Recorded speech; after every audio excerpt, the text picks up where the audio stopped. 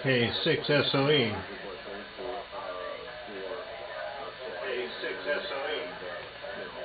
MDARC meeting starts in 5 minutes. MDARC meeting.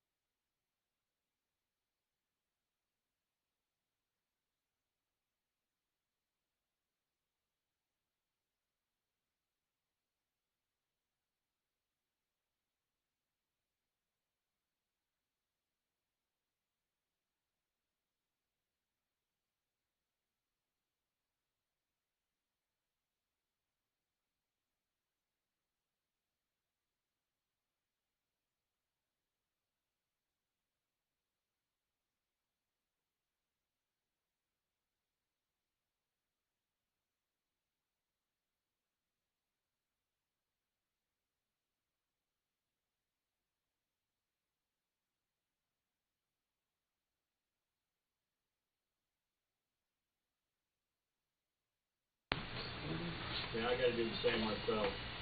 Got a little bit behind here. Okay, now can you hear me? Are you talking, Mike? Yeah, we can hear you. Okay. Messing around with my signaling and stuff, I guess my microphone got changed a little bit. Oh yeah. I was using mine out on the ham shack yesterday, and I never could get my microphone to work. I had to come back from the house.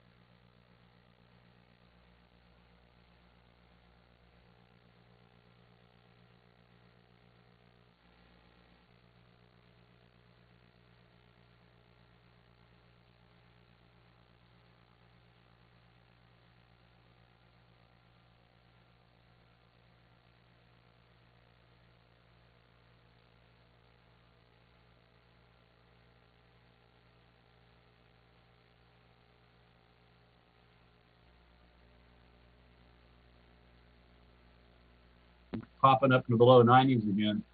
Yeah. And they just had a fire in South San Francisco, just south of Mount San Bruno. You know where that South San Francisco sign is, the industrial city? Yep, yeah. They had a fire right there at that location there, a grass fire. And they did do some evacuations of houses nearby around 3 o'clock this afternoon. They think it was arson, or they think it was unintentional? Spontaneous combustion. All right, we're getting a whole lot of Getting a lot of background noise. Is that you, Jim, K6SOE?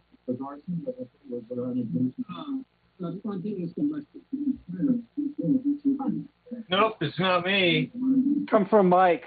Getting a lot of background noise. Is that you, Jim?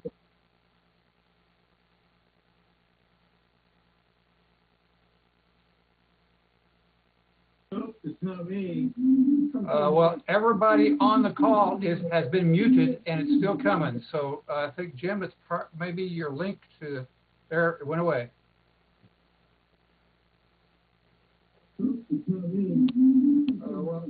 Mike, it lights you up when it comes on. We Yeah, heard when you it. did an all mute, it did go away when you did an all mute, and then it came back when you unmuted.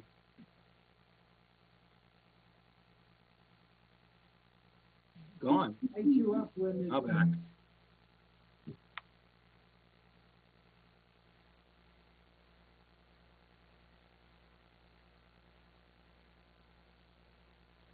All right, I just muted everyone.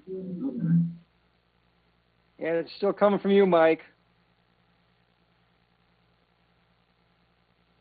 Did that fix the problem? Sounds Better good now. to me. Okay.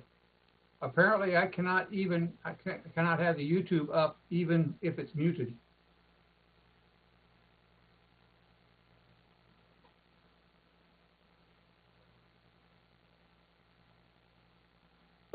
Post Kent. Ron, how you doing? Do we need to take up a collection and buy you a new vehicle there? Yeah, that's me in the fire department. Oh, wow. But it was built well in its day. That's right. I spotted it. It's still in operation in Marin County. Amazing. Is it? Very You nice. believe that? I've got a bridge I can sell you, Larry. Not as much plastic like in today's vehicles. Hey, I already have a lease on the Brooklyn Bridge. Are you going to give me another bridge, Ron? Yeah. That's what James Brown used to say, take me to the bridge. There you go. The godfather of a soul. Yeah, that's me in the window, and my younger brother on the wheel well there. Yeah. Oh, yeah, I didn't see him. I see him. Oh, like you got like a leprechaun on your shoulder. Yeah, he was about 3. So did he like riding on the vehicle when it's going down the road on that spot? I have actually no recollection of that date. Yeah. By the way, got a new member with us tonight. Welcome to Chris. Yeah, Chris, I saw you popping in there. Good to have you aboard. Hello, nice to be able to join you guys. And Marlene has come back to join us. Welcome. Chris, that's not a London accent. Yeah, it is not. It's probably a bit of a mixture of Eastern Europe, Germany, and England, actually. Yeah, there you go. Which one, you can't keep a home? What? I was born in Poland, so I grew up in Poland, but I spent almost 15 years living in London. So. Okay. When did you leave Poland? I left Poland when I was 23, so it was 2003. 2003, okay. Yeah. Yeah, I know how it is when you live in like England. It doesn't take long before you, because I lived there for a year, over on the east side. Larry, who's your KK6 BBX guy? Do we want to let him in or not? West side. Yep. On the west side, and it doesn't take long to start picking up some of the idioms and things of Lancashire. All right. Yeah, it took me a while to get used to some of the American words and phrases that I wasn't aware of. So yeah. I still call the carts in the supermarket trolleys. Yep. I got it. UK, yes. Well, I was actually in a parochial school, if you will, in England, and Okay. post college, and some of the English idioms had totally different connotations in England. And I can remember being at the headmaster's table and using a word that meant nothing to me, and beside the red faces and somebody whispering in my ear, I learned I had to watch out what I was using for those idioms. So Chris, they call them trolleys, right? The push cars. So Yeah. trolleys like we know them here in America, they call those trams then, right? Correct. Yeah. Correct. Yeah. Yeah. My wife enjoys all the British shows she can find on the internet. Has been watching them for years, and she'll start talking about something, and then she'll turn around and say, "Oh, they don't use that term here, do they?" Yeah. Exactly. I have the full set of Monty Python's Flying Circus on DVD. That's a classic. And you can never get tired of watching those. Please is Absolutely. amazing. Oh my God. Absolutely. I'd share my yogurt with you, but I think if I do, I'll mess up my screen. So just indulge me here. Well, what we try to do in these this pre-meeting session is just sort of get together and talk like we're doing now. But also, I was trying to do like a kind of an open forum, maybe with a bent toward like, what did you do that was interesting in amateur radio in the within the last month or so? Something that was fun, or maybe it wasn't fun, and in which you kind of got, I don't think I like this, or and maybe something that you were taught that would be willing to share with the rest of us. So I'm just going to throw it out there and see who will pick up that ball. Well, only one thing that I did. Before we get too much started, I want to make sure that everybody can tune into YouTube and or the W6CX ATV stream. I think I got both of them running now. The ATV's up? Okay, good. I do have it on my other screen now, muted, but yeah, with the usual delay. Yeah, I don't hear any background noise, Mike, so it must be working. Yeah. How much latency is there between the Zoom and the ATV? Do you know right off the end? Is it Roughly 20 seconds. Yeah. 20 seconds? Okay. Yeah, I think which is not too bad. No, that's not bad. No. Oh, video loss. There it is. Can you imagine that type of latency with the remote SDRs? Oh my God, that would be a nightmare. Because most of the time when I'm on HF, I have to use the noise floor is so high like QTH. So let me kick this off with Klaus, because I'm going to put Klaus on the spot. Klaus, can you unmute yourself? There you go. Oh, thank you. So, Klaus, I just sat down here just before we got this started here at 6 o'clock and was doing a quick read-through of my email. So, Chris, I say we saw your daughter. I'm presuming that your daughter or the neighbor just super likes to come in your house. I don't know what it is. It's my daughter. Nice. I'm sure my dog will wander in here in a bit too, and perhaps even my wife. So Klaus, bring me up to speed with I think it was an email conversation you were having with Steve with regards to 5 megahertz. Oh, 60 megahertz. 60? Oh, I'm sorry, 60 meters, 5 megahertz, right. Yeah. Okay.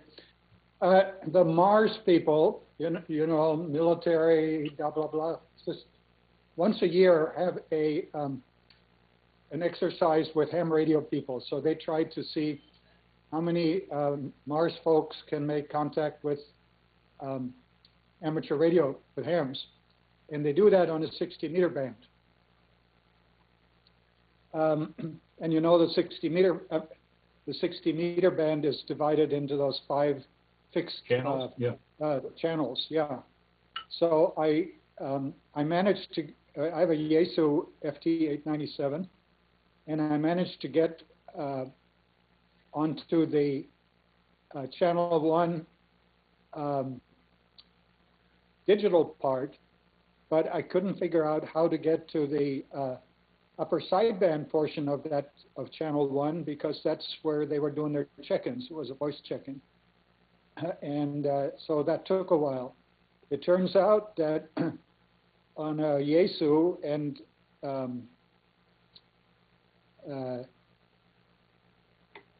they have this, you can't dial in the frequency for the 60 meter band. You got to go to memory channel 601 for channel 1 or 02, or etc. And that will get you into that 60 meter band, but the digital part of it. And then if you click on the VM, you know, the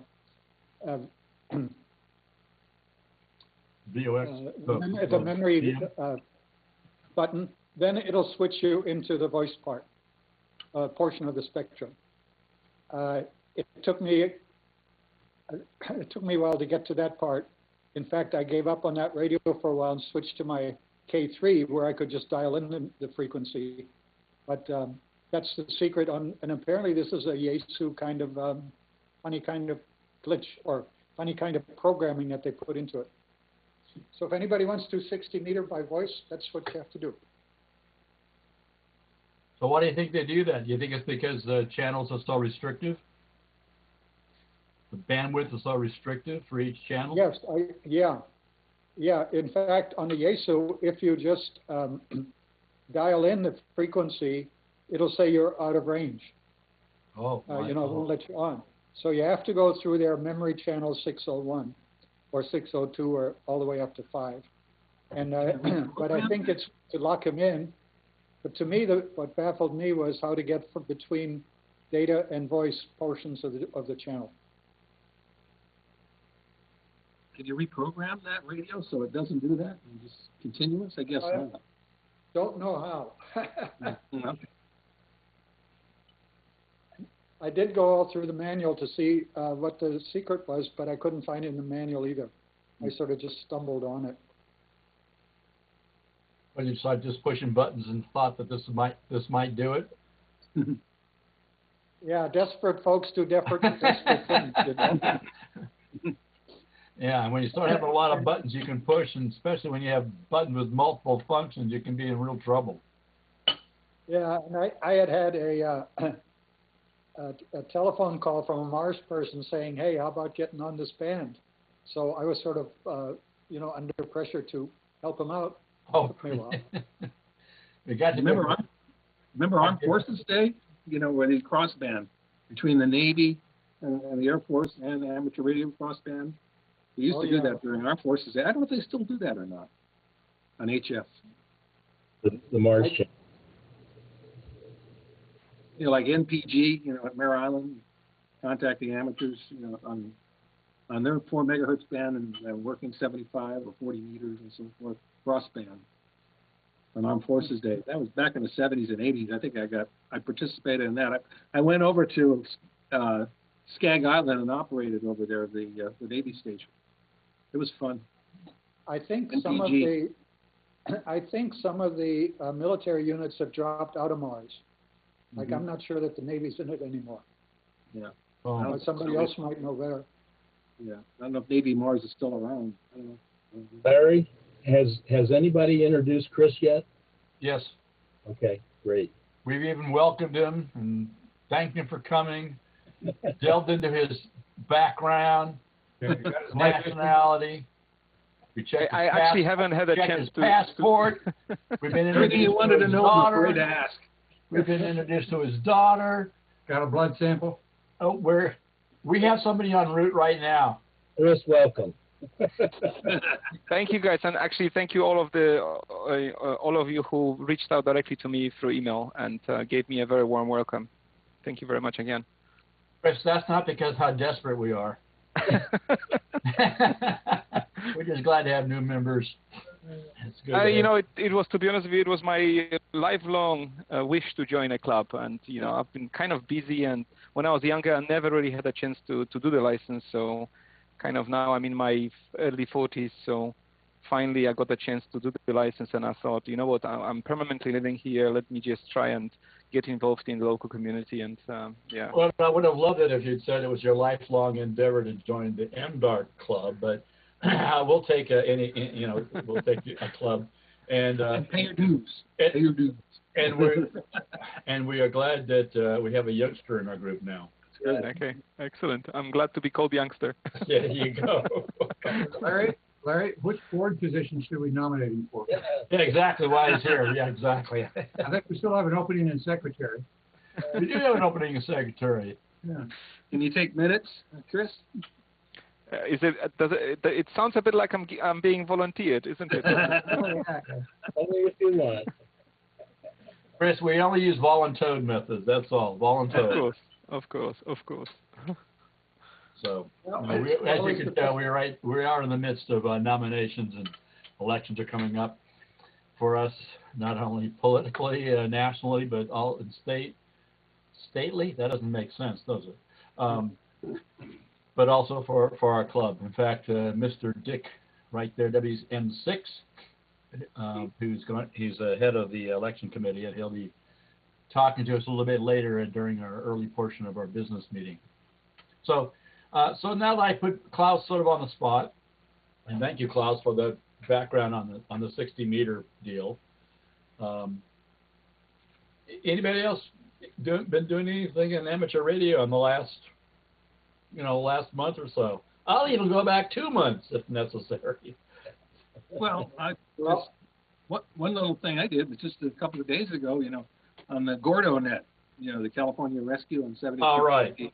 We had the earthquake drill on 7250 around 10:30, and they simulated reports of, a major earthquake that happened on the San Andreas fault, and so reported the damage close to our QTHs and so forth. Just a very simple, lasted about 15 minutes or so. Yeah, how did that go? I was a little bit concerned myself. You need to be certain that you let everybody know it's a drill. Oh yeah. Otherwise, you're going to have War of the Worlds, people jumping out of the buildings again, like they did at the Mercury Theater in the 1930s or something like that.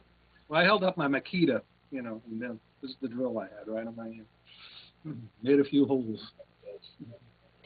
So they had about maybe 10 people who checked in from Northern and Southern California. Well, at least you weren't holding up your Uzi. No. Speaking of drills, the Red Cross has one coming up next month. Oh. Nationwide. Be like they had in the spring, same type of drill. So what's the focus on the drill? It'll be a major, it'll be different scenarios in different areas of the country, but the gist of it is that we're all linked back to a one and we're using WinLink to communicate between stations and the main net. So when is that, next month? It's in November, yeah. Yeah, I've been trying to learn WinLink because our local CERT group is starting to try to use it, but we're doing it on VHF, UHF. That's we'll be using HF. Are you guys using WinLink Express? Yes. It's pretty straightforward actually once you get into it. Well, yeah, the problem I'm having at the moment is that there doesn't seem to be any RMS, for that whatever word, nodes to connect to over the air in this area that at least will answer me when I try. So at least within our local CERT group, we don't need to get out to the internet. We just need to get to each other. So that's what's working. With the Red Cross, if we can't get an HF connection, we're using the internet. Yeah. version.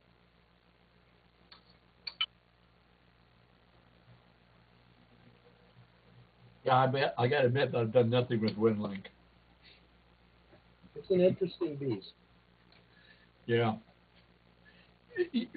When you said it's pretty easy to use once you get into it, that just sort of reminds me at doing some kind of physical fitness agility test. Once you climb over that 7-foot wall, it's a piece of cake after that. It's like, okay, well, I got to do that 7-foot wall. Sounds like the police academy. Yeah, I've done that test. I actually passed all that test and was accepted and There you go. to go to police academy, and then some family situation turned up that I said, I don't think I better do that right now. Yeah. The big D word. Okay, so anybody else have something you're going to share? Dave. Well, back in the late 30s or 1940s, CQ magazine divided up the world into 40 zones and then offered awards for working all the zones. On Wednesday, I managed to work Kenya on FT8. That was the last zone I needed on digital. So that gave me on 20 meters all 40 zones on phone and all 40 zones on digital, at least as soon as the guy confirms on Logbook of the World that it was a good contact. So I think I'll be okay on that one. So that was kind of neat. Congrats. Well, congratulations.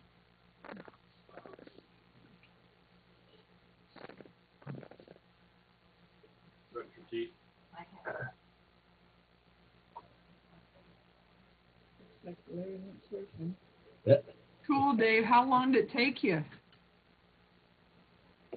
Make it all, to make it all the way to the 40 or what? Well, I got on digital probably 6 years ago or so. I've been on HF since 2006. It took me a while to get that last zone. I had 39 for quite a while, and then finally the guy showed up in Kenya, and I worked him on both 17 and on 20. So that was kind of nice. Yeah, sure. Did you say this was a CQ award? Yeah, CQ magazine, CQ World, or CQ Worked All Zones award. Wow. Very good. I think Did they give you a free trip to Kenya? I'll just send some RFs that way. Look at a nice certificate from CQ though. Yeah. Certificate. Nice. Yeah. I think Dave deserves the Perseverance of the Club Award, because I don't know anybody who's got so many contacts worldwide with his portable setups. I just don't know anybody else that's done that. So pretty amazing, Dave. Thanks, Klaus. So I'm going to put you on the spot a little bit here, though, Dave. You're not going to get off lightly. You sent me some information with regards to setting up a 20-meter sloper and the compass bearing for that, right? Remember? Right. Okay. So you were saying something about if you're doing Europe, you would put you were putting the compass coordinates in relationship to the jack kite pole and your smaller mast, right? Right. The smaller mast would be placed. The smaller mast with the feed point. That's where the coax is connected to the little matchbox, the end of the antenna. That would be placed northeast of the main pole, the main jack kite pole, the high end. So when I'm working toward Europe, again I have it pointed toward the northeast. If I'm looking toward South America, it'll be over to the southeast. Yeah, but you're really talking about it. Okay, it's a northeast southwest orientation. Is that correct? Well, again, this isn't a Yagi or anything. No, I know, but I don't understand. I mean, if it's a sloper, does it really matter? I'm thinking I'm trying to do this in my backyard, and I'm I'm trying to do it as easily as I possible before I can set up in relationship to the jack kite pole. So, does it matter that the 20-foot mast is facing in the direction that you want to go? You're shooting for? To the northeast? Well, again, the idea is try to maximize the signal, and my low mast that holds the feed point is about 6 feet tall, about 6 feet off the ground, and the jack kite pole is 31 feet. Oh, it is that high. 31 feet. So, have you measured it? What's that? I asked you if you measured it because I have a jack kite pole that said it was 28, and I measured it yesterday. Took it all out and laid it on the ground and measured it. It wasn't 28. It was closer to 26 and some inches. So I'm just wondering if yours was an actual measured amount. No, I've never measured it. I took their word for it. They call it a 31-footer. Yeah. It's pretty high. You get a counterpoise with that antenna then? Around, or how does that work? Come again, Dave? The counterpoise. You need a counterpoise with that? No. It's called coax. Huh? Oh, the coax itself is the counter. The feed line is actually the. That's right. Okay. That's right. Well, there's no required measurement on the length of the feed line, though, is there? No. No. I use 50 feet of coax. So length is not critical. It doesn't have to be a quarter wave or whatever. It's just random length. Well, the antenna is definitely a half wave. The wire is half wave. Yeah. It's a monobander. It's made for 20 meters. When I want to get on 17 meters, then I hook up my 17-meter antenna. And since that one is shorter than the jack kite pole, I can mount that one vertically. So 17, 15, and 12 are all separate antennas. Oh, I see. I mount those vertically. The 20-meter antenna is 33 feet long, and that's 20 with a 33-foot antenna. 31 feet isn't going to get it off the ground. So that's why I have to set it up as a sloper. Okay, well, it sounds to me like on my shorter mast, I'm not 6 feet. I'm about 3 feet off the ground. I guess that's not enough, huh? No, from my reading, it says 6 to 10 feet. If you get too close to the ground, why it tends to you tend to have ground losses. The signal tends to get absorbed in the ground. So you want to get it, like I say, 6 to 10 feet off the ground and away from gutters and any other metal and all that stuff. Yeah, my coax is very short. My coax is basically just a little, maybe 3 feet. Well, that's probably too short. This again, the coax works as the counterpoise, and with 50 feet of it, mine's lying across the ground, and I suspect that there's some capacity connection with the ground that helps it as a counterpoise. But for me, I've had good luck with it, and it certainly is convenient for somebody who can't put up permanent antennas, because I live in an HOA.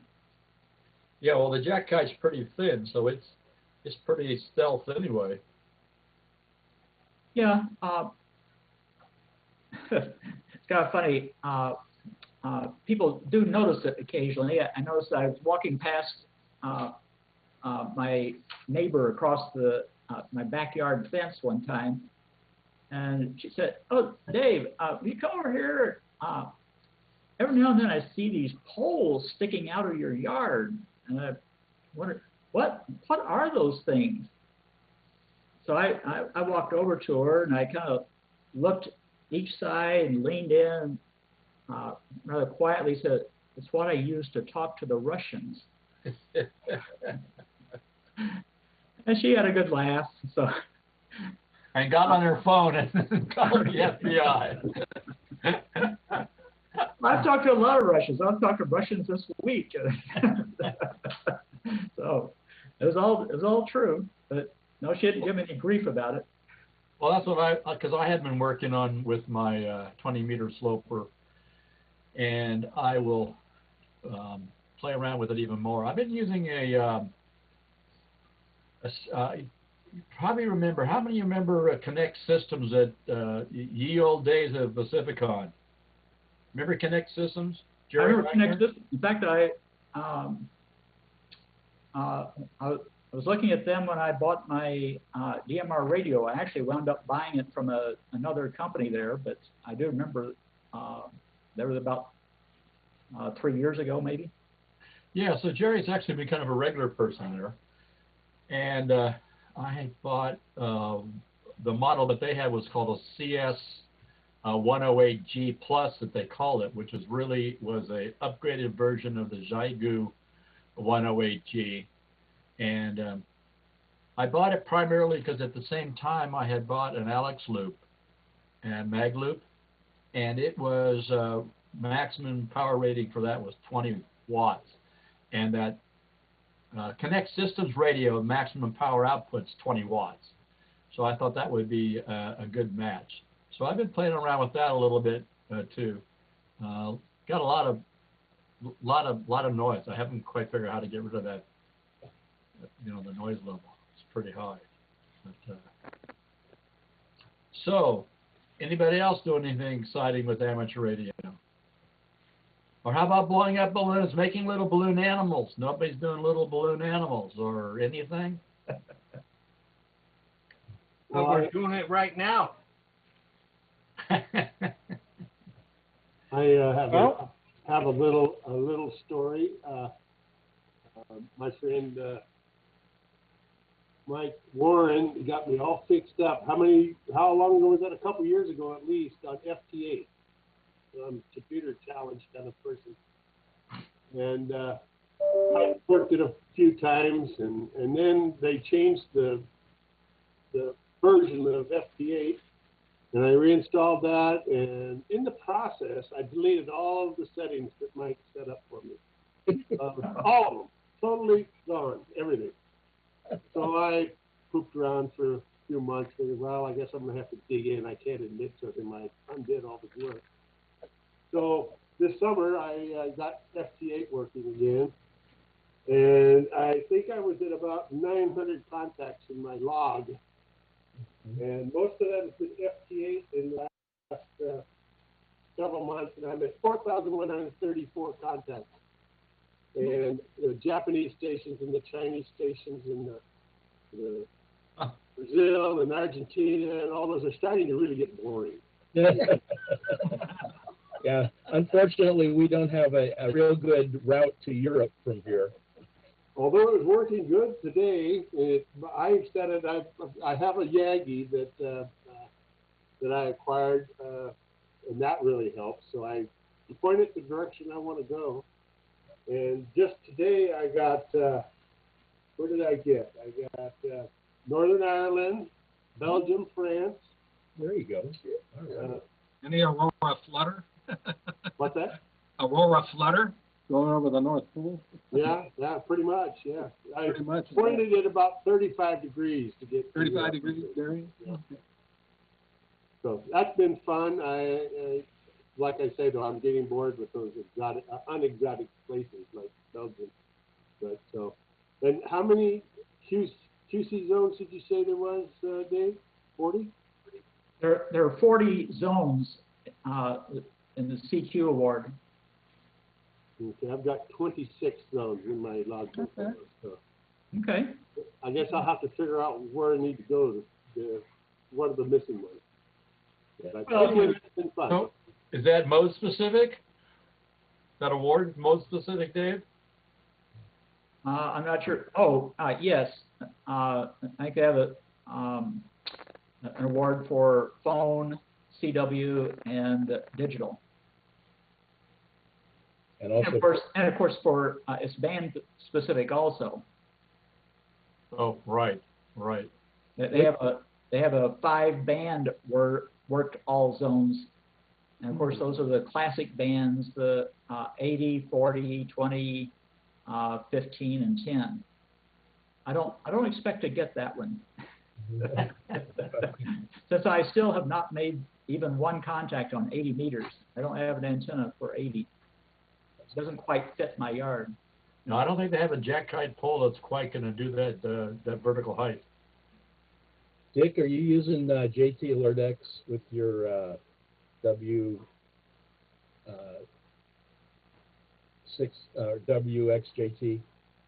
The alert, the X, what is it called? Yeah, I'm using that. That's helpful because once it's like fishing, you got a fishing hole there, and there are just all sorts of signals and people calling QC. And after a couple hours, you run them out. You caught them all. You can set it's really helpful to keeping you from going back to the same station on the same day. You can set that up to where it will alert you to the different zones that you need. Good idea. I saw that, I think, yes. There's also a program called Grid Tracker. Grid Tracker. Yes, that's another which is really neat because it shows you a map. It shows where you're connecting to, and it'll color the squares for the ones that you've already have a QSL with. So it takes a little bit of setting up, but it's a pretty neat program. And after that, then WSJT Alert doesn't seem so interesting anymore. JT Alert X, though, kind of broke Grid Tracker. You really have to do some digging now to set it up right. Yeah, and I'm not sure I found that. I haven't dug deep enough yet to do that. Yeah. Hey, Larry, how about we get a report from our section manager? And he walked away and ran. He's going out the door. I think I heard a door slam. Yeah, I heard him book, cut, and run there.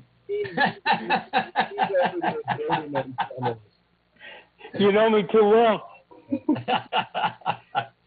The dust is just starting to settle again. Exactly. Right away. Exactly. Let me move away. I got an ultrasonic cleaner buzzing away here, so let me get away from it a little bit. I have one of those toothbrushes. They're nice. What's that? I have one of those toothbrushes. They're nice. Yeah, exactly. Yeah. Actually, this is kind of interesting. So tonight, most all of us would be at Pacificon right now. Oh, I never thought about that, but you're right. Yeah.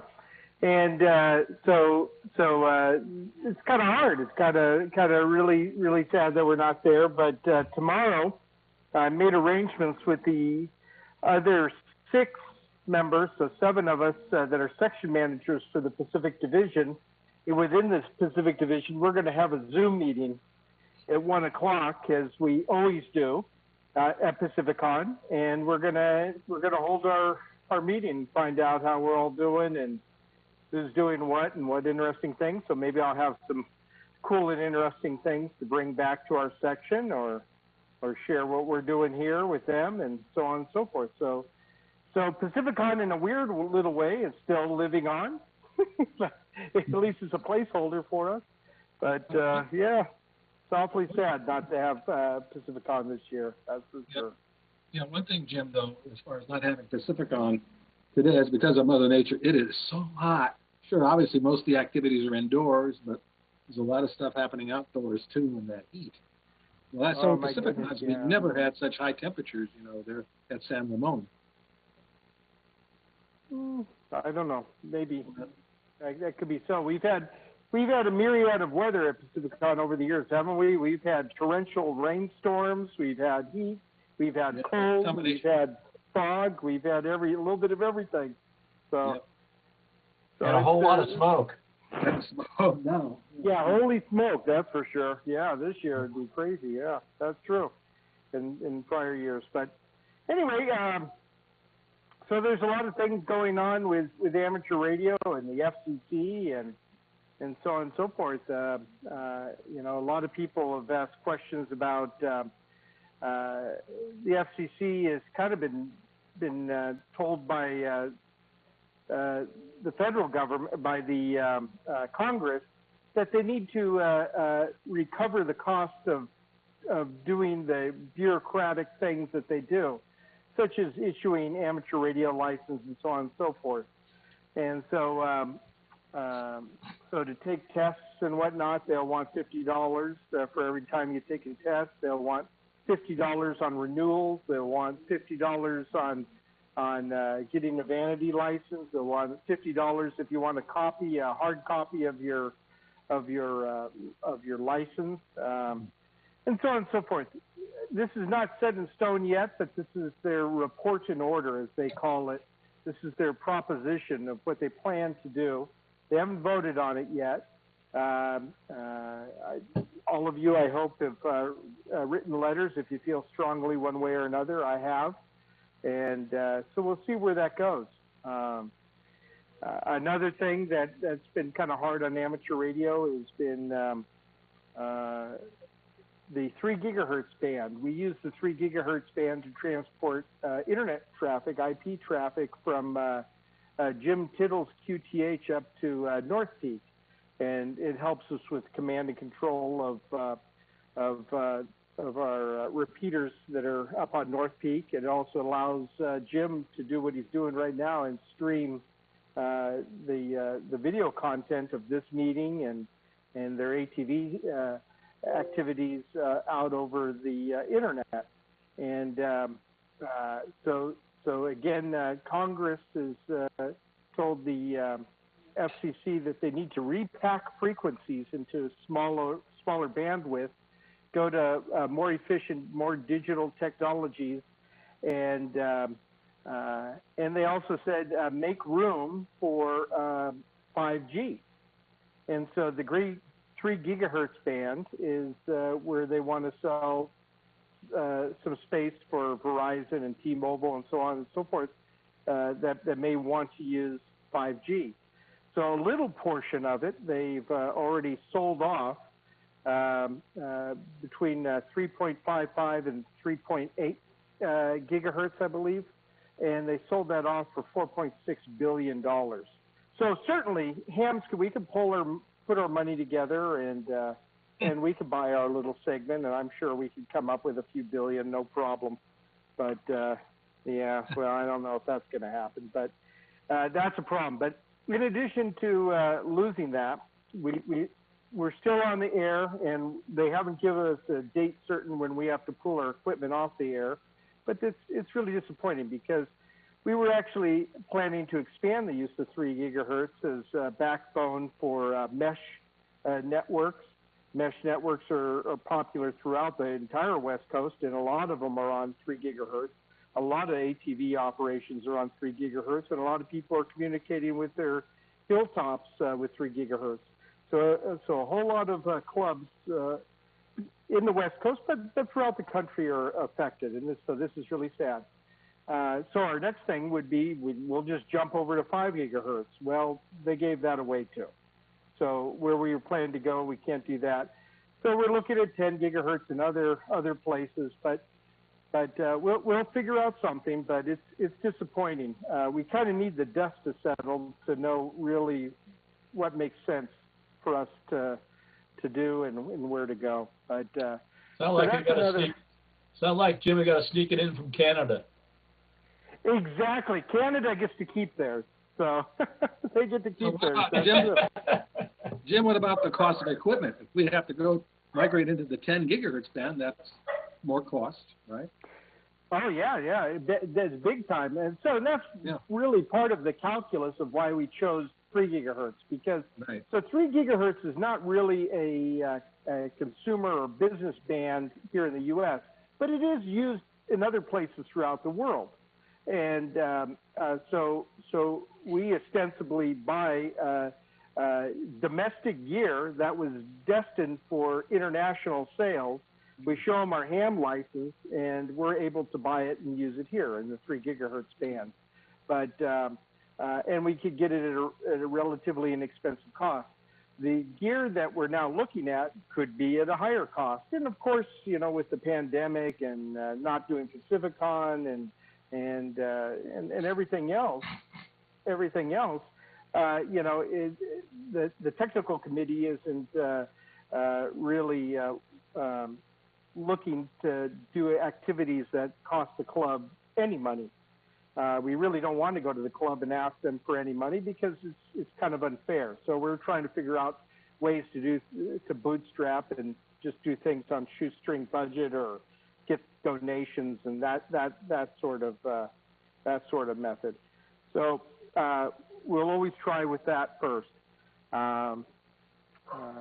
There are a couple of other really kind of cool things that are. So actually, hey Mike, thanks for bringing it up about the Red Cross activities, drill, and also Dave for participating in that. That was fantastic. So the more that we get involved in those things, the more that you're honing your amateur radio skills. I think that's really important, because even though we only get to meet virtually, it's on the radio and whatnot, which is what we all ought to be striving to do anyway. We definitely do not want to lose our skills for MCOM. That's one of our primary functions as amateur radio operators. We have fun, we make new friends, we make contacts, we contest, we get wallpaper, but we also every once in a while save the world, and so it's important to keep on top of those skills. The ARL has a new chief executive officer. Chief executive officer. He's just really come on board, been voted in by the division directors, and so he has a background kind of in marketing, but he is an amateur radio operator. He has apparently been a contester and has a more prominent amateur radio background than the last couple of CEOs, although I think they did a really good job. This guy is supposed to be a little bit more active on the air, but his background is in direct marketing and this sort of thing. So we'll see where that goes. But it's nice to have a real permanent CEO here for a little bit instead of always an interim. And what else? We also have a new director of emergency management at the ARRL. So he's kind of my boss as far as Aries goes, but we don't have a whole lot of Aries in the East Bay section. But we'll see what this gentleman brings to the fore. He actually was a section manager and actually went through a section manager school with me at ARL headquarters in Newington, Connecticut when I went through. So I got a good chance to meet Paul and talk with him and kind of understand, I guess, his overall thinking. So we'll see how he does. It's a big, heady job, and there was a huge huge void because that role hasn't been filled in almost 2 years, really just shy of 2 years. So he's got a lot of, figuring out what's going on and seeing what his agenda is going to be. But I have had no further communication on that.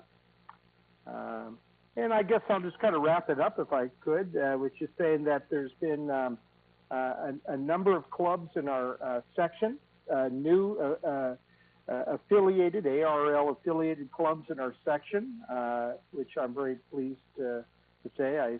The Delta Club, I don't even think they know it yet, but that'll be a newly affiliated club. And we have a special services club in the Vaca Valley Club. So our section is actually doing quite well as far as growth of clubs and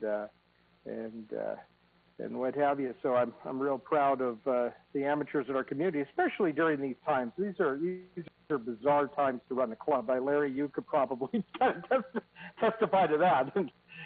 It's just nothing's normal, and you're winging it, and you've been hitting it out of the park, and everyone appreciates that. And a lot of presidents of clubs in our section have really stepped forward and worked hard to kind of get things going. But it's new and different. You got to be really creative, really inventive, and how do you even just run meetings and things like that? What is the Robert's Rules of Order for voting and making sure those votes count, right? I mean, there's all in every single club across the country is dealing with the exact same thing, and so it's fun, new, and interesting, and that's what amateur radio always is anyway. So I guess that's the report here from the section. If anyone has any questions, I'll happily try to answer them. Jim, you mentioned the 5 gig band being subject to loss. Could you say more about that? Because I haven't heard anything about losing 5 gig. Yeah, no. So 5 gigahertz is, like the 2.4 and the 5 gigahertz bands are, as we know them, are primarily for Wi-Fi. But there are edges on above and below on the lower end of frequencies on the 2.4 gigahertz band, which hams pretty much have exclusively. And on 5 gigahertz, they have edges on the lower part and on the upper part, and that were exclusive to hams. They're not wired into your regular Wi-Fi router. And those have kind of been taken away, or will be taken away from us here shortly. So for the regular consumer or office user of Wi-Fi equipment, it has no effect. But hams who wanted to build the networks just outside of that, where it's less congested and whatnot, that's going away from us, and that will be sold off or utilized for other applications. So that's what I can tell you, Wiley. Trial. Hello. Hi, Tom.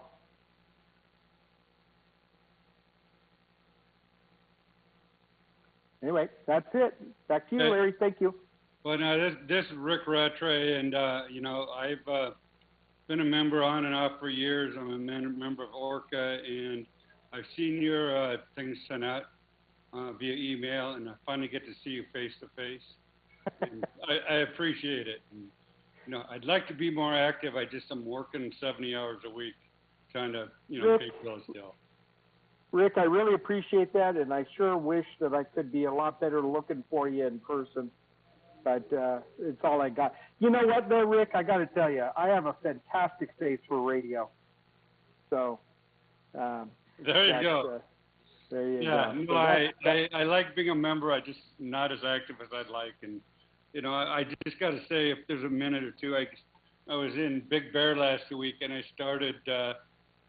One of the reasons I got into ham radio years ago was the backcountry skiing and hiking I did prior to cell phones, and be able to hit repeaters and maintain communications when I was going up mountains. I found the same need last week in Big Bear hiking, and unfortunately there was nobody there on the repeaters because it was a little bit remote. So I I've finally learned how to use Echolink and IRLP so that if I'm out in the backcountry, I can actually connect to somebody. So I just think the service is fantastic. So. Right on. Right on. Okay. I'll mute.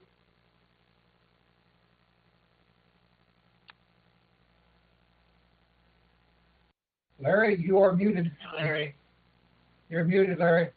Thank you. I muted because of my dog. I started to say there is a feature with Zoom that's called, I think it's like video enhancement. So I tried to use it and the thing says default. So I don't know. I gave up on that. So I think it looks like it's 7 o'clock. It's time to really get our official meeting underway here. I have assigned 2 co-hosts to this meeting, Mike N6JGA and Mike W6MEW, to serve both sort of as sergeant of arms, if you will, and admitting people into the meeting and the like. If you've joined the meeting and you haven't already done so, can you include your call sign adjacent to your name? I'm seeing that we have about 46 members or 46 participants so far, which means that if you're like me, your screen's going to get pretty jammed. So it's helpful if you don't include your last name. If you just include your first name and your call sign, that'll give us a little bit more screen real estate. So I'm going to do a quick screen share here on the tonight's agenda. So just give me a second here to get that set up. All right, Larry, also we need to remind them to please use the raise hand icon instead of just waving at us.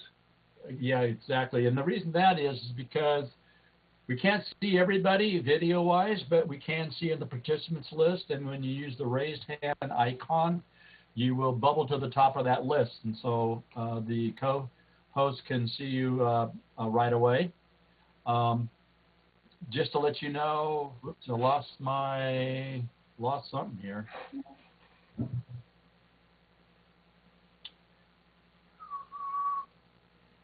All right, are you seeing my screen share at this time? Oh, yes, yeah. sir. Okay. Yeah. Okay, so it's going to be a very short business meeting this morning. I do want to welcome everybody who's here this evening. I particularly want to welcome Chris. We've already kind of said hello to him. I lost my, let me see if I can't get into my video stuff, sorry. In case you're new to Zoom, the raise hand icon is at the bottom of the participants list. So in the taskbar down below at the bottom of the Zoom window, click on participants, and then you see a whole row of icons down at the bottom of that list. So just click on the raise hand if you have a question. Yeah, and just let you know that if it sounds like I interrupt a lot or the co-hosts interrupt a lot, it's because they don't have the raised hand icon availability. I think that's true for you, right, Mike? No raised hand icon for you? Yes, I do not have that. Yeah, so just to let you know, we don't have a methodology to use a raised hand icon. We just have to scream or do a physical, throw it in front of the camera business. So what you're seeing now is the agenda as I have it now. I want to welcome to everybody who's joining us. I'm seeing that we've got like 48 participants so far. So I want to extend a welcome to anybody who's just visiting us for the first time. If you're a visitor, just give me a little hand wave or something like that so we can at least acknowledge you. All right, so I don't see any hand waves for visitors. But if you're a new member, can I see a hand wave? So I'm not seeing Chris. Did you join MDARC yet at all? I've only joined the group. I haven't actually joined the club yet. I'm yet to do that. Okay, good. Well, we'll look forward to that. So, Larry, Rick W6QV kind of raised his hand. Are you new with us, Rick? You are muted, Rick. You need to unmute, Rick. I didn't mean to raise my hand. I was just scratching my head. But anyhow, I was a member in the 90s for a while, and then I had kids, and that kind of took me away, and I've been back for about a year. Good to have you. I'm happy to be back. We're certainly glad to have you back. So moving on into the revisions to the last meeting, I think they have actually been published already, so I don't think we're going to belabor the discussion about the minutes. Officer's report. The President's report from me would be pretty brief in that I know a lot of you are looking forward to having our traditional annual banquet or holiday banquet, and obviously we can't hold that in person this year, and there won't be any Zio Fredo situation, but we have scheduled something for December the 6th. More will be coming out on that. We do have a speaker, Bob Heil, will be speaking to us. We will be having to accommodate his QTH in the Midwest. We will be starting that at 4 o'clock in the afternoon. And so anyway, keep your eyes open in the carrier, in November's carrier for more information on that. But we do want to get a chance to get together. So in order to make the business portion as brief as we can, in order to accommodate Patrick, who's going to be presenting to us tonight, and he's presenting in QTH from Georgia, we want to not keep him up late. So in suggesting the only committee report that I feel that we need to do as per our bylaws, as a matter of fact, is election committee. So I'm going to call on Dick, WM6G, to... we do need to do a treasurer's report. Oh, I'm sorry. Yeah, thank you. I'm sorry. Yeah, absolutely. Well, you know what? I called on Dick first. We're going to do Dick, and then we'll do the treasurer's report. It's my prerogative. So, Dick, you are muted. Okay, all right. Let me see. How do I minimize this so I can get my your screen, not mine. Anyway, I can remember it all. We have nominees for all of the officer positions except for secretary. So if you look at the agenda there, you can see that we have a president position, and we have 2 nominees for president. Larry is going to run for that position again. We also have our friend Larry Loomis, the LMD, who is on the ballot for president. Vice president, we have a nominee there, Jan. I don't see him here tonight, and I can't bring my screen up, so I can't give you his call sign. Let me see. Secretary, do you want to share screen? Well, no, never mind. I've got it here. At least I looked at it now. There we go. Here it is. So I guess I could share this. It's just a little, very simple spreadsheet. Jan Kulisek, KM6FNC, is on the ballot for vice president. The secretary position, we're still looking for a secretary. Kathy Walton, K2 TJW, will continue on for another year. This is what's going to be the 6th year for you, Kathy, I think, as treasurer. Emergency coordinator will be Ron Bunch, is again running for that, W4 FEK. Director at large, Mike Warren, W6 MEW, is on the ballot to continue on with his service as a director at large. And Cal Vasquez, K6DT, has accepted a nomination to run for the other director at large position. So we need a secretary, first of all. That's the most urgent need. You get someone to step up to be a secretary. All of these positions are 1-year positions, except for the directors at large, and those are 2-year positions. We will be accepting nominations through October 30th. And so if you know anybody that would fit into any one of those positions, talk to them, ask them if they will accept the nomination. The more the merrier. Makes it pretty simple to vote if there's only one person running. So if we have multiple people running, that would be a good thing, I believe. You will receive a ballot. I don't have those dates here, but you'll receive a ballot the first week of November, and that should be returned to us by I believe it's the 18th of November. It's 2 days before the November board meeting. We encourage you to vote. You'll get a constant contact email, most of you will. We encourage you to vote via that online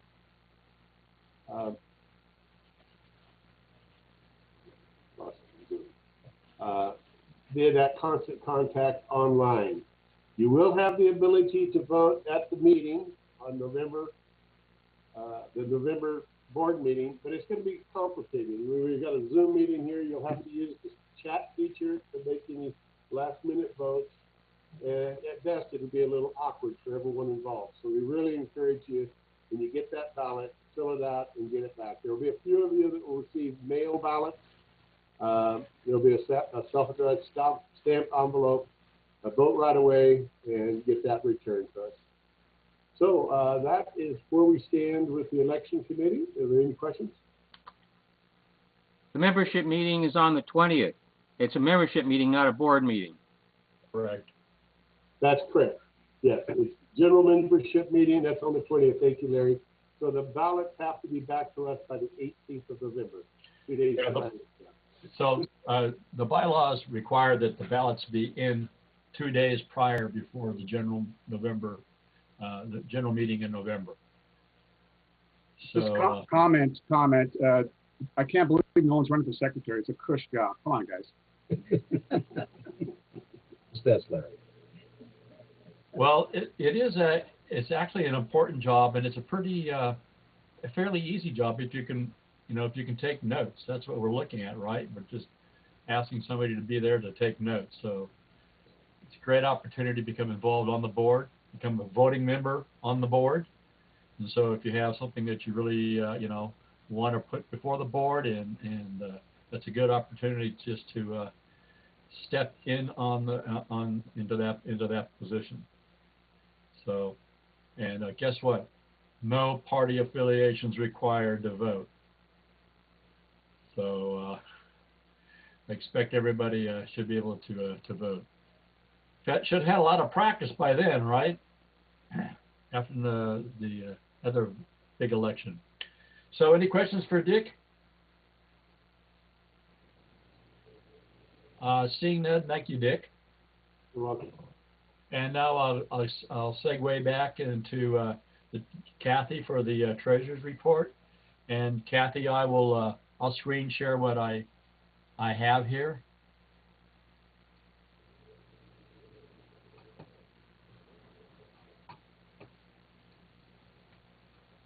So I think if you will unmute yourself.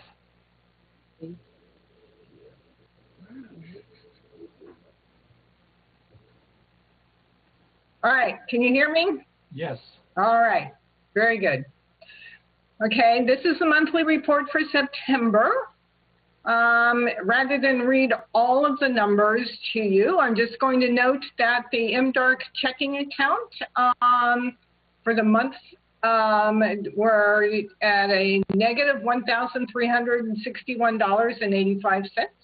In other words, our expenses were higher than our income. Between the MDARC checking account and the savings account, we have $55,818.63.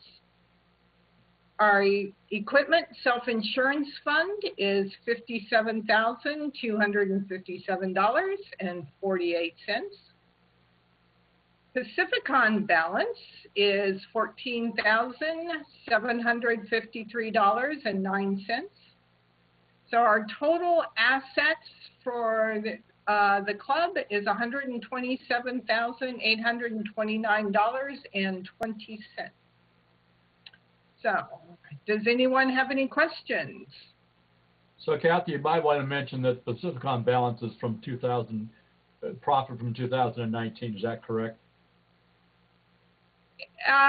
This is the balance that Pacificon is currently holding in their checking account.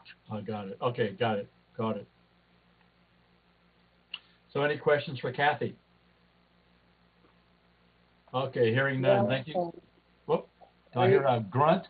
Klaus? Yeah, I can't find the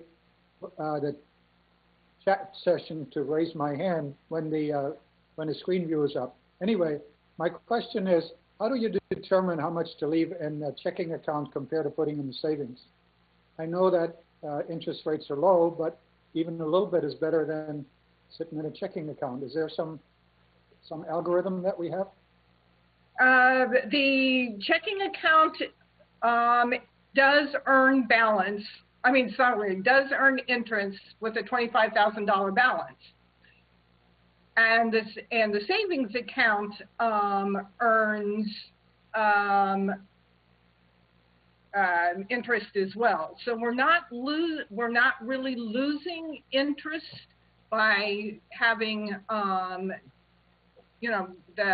checking account balance like that. Now, so I just kind of said, okay, well, we're just going to kind of split it between the checking and the savings. Okay, makes sense. Thank you. Yeah, the difference between what the interest rate is on the savings versus the checking is pretty minimal. And Trevor has his hand up. Go ahead, Trevor. Got to unmute, Trevor. And isn't the income on the Pacificon account for dues being paid by PayPal? The expense, the $47.50 is the constant contact monthly fee. At least that's my understanding. Jim Siemens can correct me if I'm wrong. Otherwise, the income that's coming in at the moment is from PayPal, and it is membership dues, class fees, and donations via PayPal. Yeah, thank you. That's what I thought. Thank you. Right. Any other questions? Thank you, Kathy. Klaus, just to let you know, you won't find the raised hand in the chat section at all. It's not in the chat section. It is on the control bar. You may have to go all the way over to where it says more on the far right-hand side and click on that, and you might have the raised hand there. Click on participants. Yeah, it's at the bottom of the participant list. Oh, okay. Yeah, that's yeah, thank you. Yeah. I'm blind to Okay. it since I don't see it. Yeah, thank you. I just found it. It was hidden at the bottom of my screen until I scrolled down there. Yeah, thanks for enlightening me. Always a pleasure. You enlighten us on a lot of things, so it's glad to have a mutual enlightenment.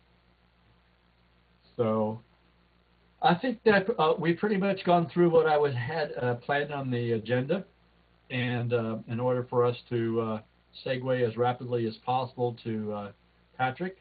Larry? Go ahead. Did you want Jim to talk about our friend on? No, he said he didn't. He had no more information. I did ask him, and he hadn't replied back to me. Great. So I think we'll just hold off on that right now. I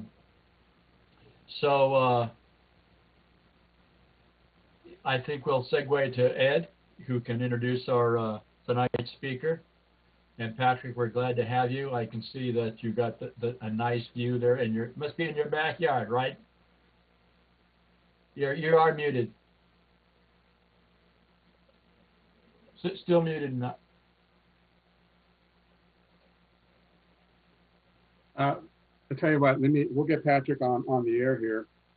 Before, just quickly, I do want to mention for Jan Kulisek, there's actually this is actually really from Klaus, K6KHB. Jan has done some, I guess, some public service work. So quickly about Jan, and then we'll get Patrick on the air. Jan is born and raised in Czechoslovakia. He does travel there at least once a year to visit family. I think he's part of the Pacificon group, and but he's really honored to be part of the club and part of the board. So so I'm really happy that he stepped up to take on this position, in which I will support him going forward. So just wanted to mention that. Now, that said, you know what, Patrick, I don't know much about you. I was hoping to get a little more info from you before this evening, but it didn't happen. That's fine. That's how it goes. But I did notice on QRZ, you got a lot of FTA contacts listed here. And I believe part of your discussion this evening regarding Raspberry Pi, which I still think is the hottest topic in ham radio and related to FT8. So, so I think that'll be part of your conversation. So thanks, Patrick, for being here so late, because I know you're in Georgia. So I'm going to hand it to you, Patrick, and just go ahead. Good evening, everybody. Yes, I never sent out a bio. Don't feel bad. I never did resumes either in my entire career. I am a retired hardware and software engineer within the computer industry, and I have a terrible time talking on HF because I am always afraid to interrupt people. So my friend Ron, K6XC, was talking to me about FT8. So March 21st of this year, at that campsite, I fired up my first Raspberry Pi running FT8, and in the intervening time, I have racked up 1,493 QSOs. So FT8 is a lot of fun. Raspberry Pis are really nice when you're running in an RV, which is where most of my radio work is out of. So what I'm going to do is I'm going to talk to you about the trials and tribulations of how I did it. So my first Raspberry Pi build, I did it the hard way. I started with a stock Raspberry Pi, installed the operating system, and then went through and tried to hack all the software together. And I'll go into that, and it's the reasons you don't want to do it that way first. My second pass was I found a really nice pre-built image. You flash the image onto an SD card, you put the SD card in your Raspberry Pi, and you have all the ham radio software you could ever want installed and about 90% configured. There's a couple gotchas with his software that I don't like, which is he wants you to register, and he runs a little SETI program in the background using your resources to gain him fame in the world of academia. So, and then the last way is another package that you do a stock Raspbian build, you run a script, you go to dinner and drink a beer, and you come back and you have a very nice running image, which I just finished up this evening. So those are the basic things I'm going to be talking about. The advantage of a Raspberry Pi, well, when dealing with FT8, depending upon the radio you have, depends upon how hard it is. I am lucky enough to have a K3, which has an easy CAD interface and easy audio interfaces. Those of you who have IC7300s have it even easier because it's all done over an Ethernet jack. So I will loop back to FT8 in a second. I am a bit scattered in my talking. Let's see, I'm going to let them count out. How many people have played with a Raspberry Pi already within the group? Can I get a hand? let's see. Okay, Cal has his hand up. Yeah, let's see. So, so what I'm going to, so let's see. I forgot to say, and Ed, I apologize. I was supposed to send you notes. So the two images that I recommend, one of them is from a gentleman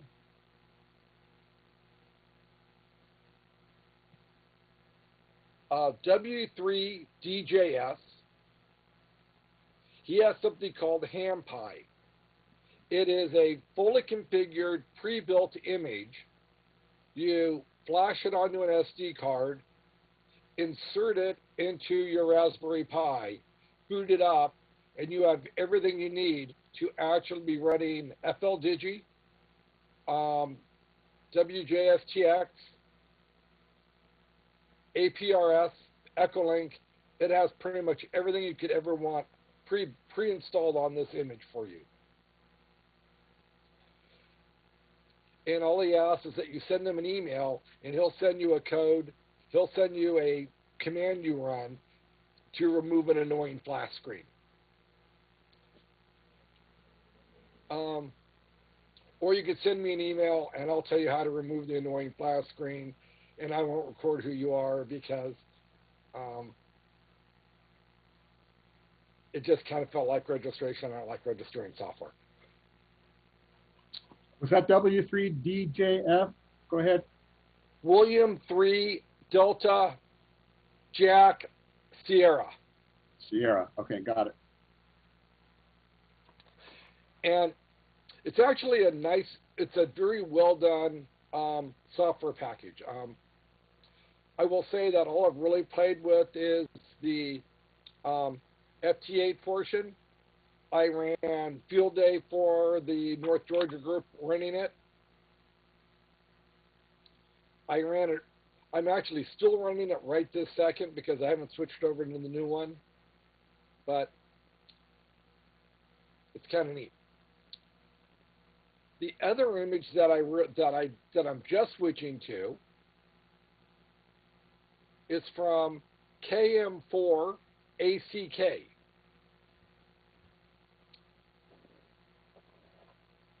And for them, you start with a stock Raspbian build, which is the name of the Raspberry Pi OS. You download a install script from GitHub, which is right off his link, and you get to pick which packages you get. So instead of getting everything, you pick the packages you want. And for me, I took most everything, and it was dinner and 2 beers for it to finish. And I have not fully started switching over to it yet, so I have not really devised that. There are lots of different USB sound cards out there. The one I have found that actually works the best for me is the Creative Labs Sound Blaster card. I have tried a couple of the cheap Chinese clones, and I do not have good enough RF isolation, I guess, because they're just a little bit noisy. And the Creative Lab ones were only $12 on eBay.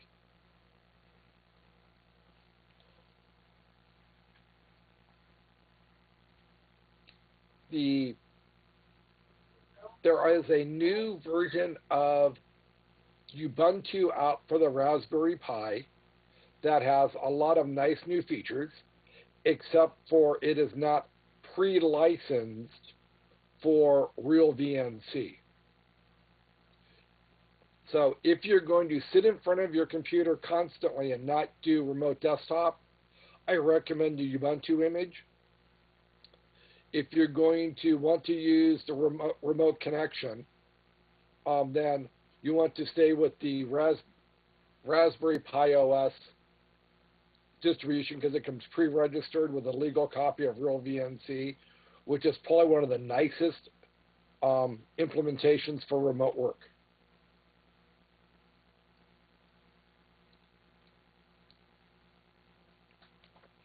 Another gotcha that I've run into over my time with Raspberry Pis is do not buy inexpensive SD cards.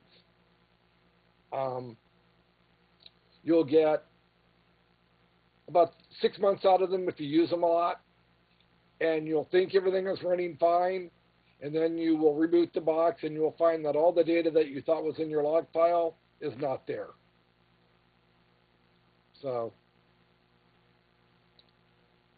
buyer beware. I have not found a good way of picking the best of the inexpensive flash disks. Right now I'm just staying with SanDisk. I have not had an issue with any of them yet. Hey, Kelly, you spent a lot of time with SD cards. Is there a brand? Have you picked it? Do you know a good, cheap brand? No, I do not at this point in time. Yeah, SanDisk. Yeah. Stay with the name brand, SanDisk. Yeah. There's one or two others, but that's about it. Yeah. So it is the one thing, that is my biggest gotcha I've found is inexpensive SD cards. I have not yet received my first Raspberry Pi 4. I would love to tell you how cool they are. They read really cool. The caveat on them, this is third hand from a Raspberry Pi group, is if you're trying to use a GPS dongle for your real-time clock, the USB 3 port seems to shut down the ability of the sound card in FT8. And it is a known issue that they're working on.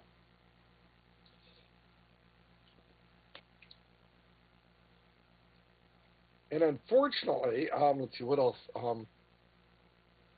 And I just wanted to really leave a lot of time to answer questions about people who want to play with Raspberry Pis. If it is not Windows. And for the most part, you will spend a lot of time building packages, which is one of the reasons why I like the two pre-built images I talked about.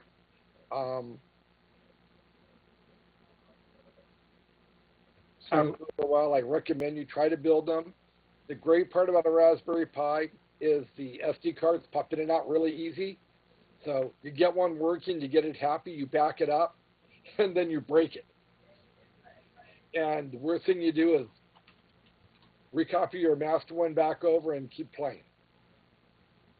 So Patrick, if I can ask a couple questions now, because absolutely, I've been thinking about investing in it, but can you talk about just the basic, setup? So obviously you need a radio, clearly, and you talked about a sound card interface, and you talked about the blaster.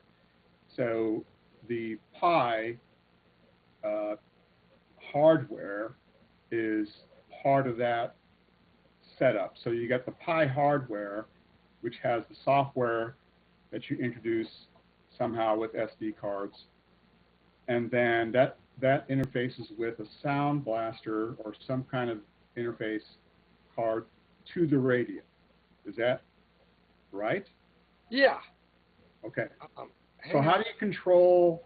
And I understand that the Pi is not Windows. Is it Linux, I believe? Yeah. Okay. Let's see. Raspbian? Is it? Can I do this? I think it's Raspbian. Okay. Yes, I can do this. Oh, good. Okay. So this is my Raspberry Pi. Sharing the screen. And in a second, I'm going to shut this thing down. I'm going to go pull my Raspberry Pi. It's just right outside the RV, and I'll show it to you. So. Okay, Patrick, be aware that we may not be seeing your full screen, so you want to kind of focus on the upper right there. For example, we're only seeing by W3. If there's anything after that 3, we're not seeing it. Okay, so you're not seeing the WJST Yeah, we can see that little window that just came up, but not Okay. much The beyond. SKT is working. That's That's, Yeah. So this is FT8.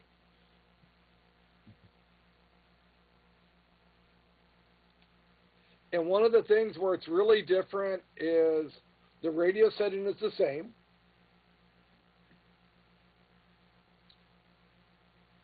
When you first do your build, this was the part that drove me crazy the first 3 or 4 times I built these. And one of the reasons I ended up using a Creative Lab sound card is the no-name sound cards finding the correct device driver that actually worked well was almost impossible. More frustrating than anything else. So this is the biggest challenge you have when you are building, when you're doing the audio. And I have not played with the SigLink or any of the other interfaces other than a direct cat connection from the radio to the Pi. I also have an 857 that has a cat port, and I made a unisolated data cable for it that actually worked. Let me go grab my Pi. I can show you a pie. Raspberry or strawberry? Yeah, where's Janice? I need to see a pie. look at all those USB ports. Wow. Chocolate. It does not look like chocolate. So where's he got the sound? He plugs, it's like the external sound card, and it's plugged into a USB port. Well, that's one of the questions I want him to do is to figure that out. Back up a little bit. Essentially, and explain how you control the Pi. How do you interface the Pi with the sound card? Well, how do you just use the Pi to begin with? Do you use it with a monitor? Do you remote into the Pi? Because there's a couple of ways of doing that. And people on here, like maybe yourself, are not familiar with the Raspberry Pi to begin with. So yeah, even the hardware. I like to know the hardware to buy. Yeah. So the Pi replaces your laptop essentially. So that's your operating system. Right? The Pi replaces every computer in your house. Okay. Because other than my marvelous laptop I use, I've gotten rid of all of my desktop computers, all of my servers, and they're all run off a Raspberry Pi. So the sound card you put in a separate box? How does that work? I guess I'm getting ahead of things. It's a USB sound card. Oh, okay. So I have a USB sound card. I have a USB dongle that controls my radio, and I have a USB splitter for my keyboard and mouse. Okay. And I actually was running FT8 from my house in Georgia when I was out closing down my house in California. I was still running my radio. That's another thing you might want to touch upon is how to control the Raspberry Pi, whether it's local with a keyboard, mouse, and a monitor, or what they call headless remotely from someplace within the house or across country. Okay, so you can use VNC.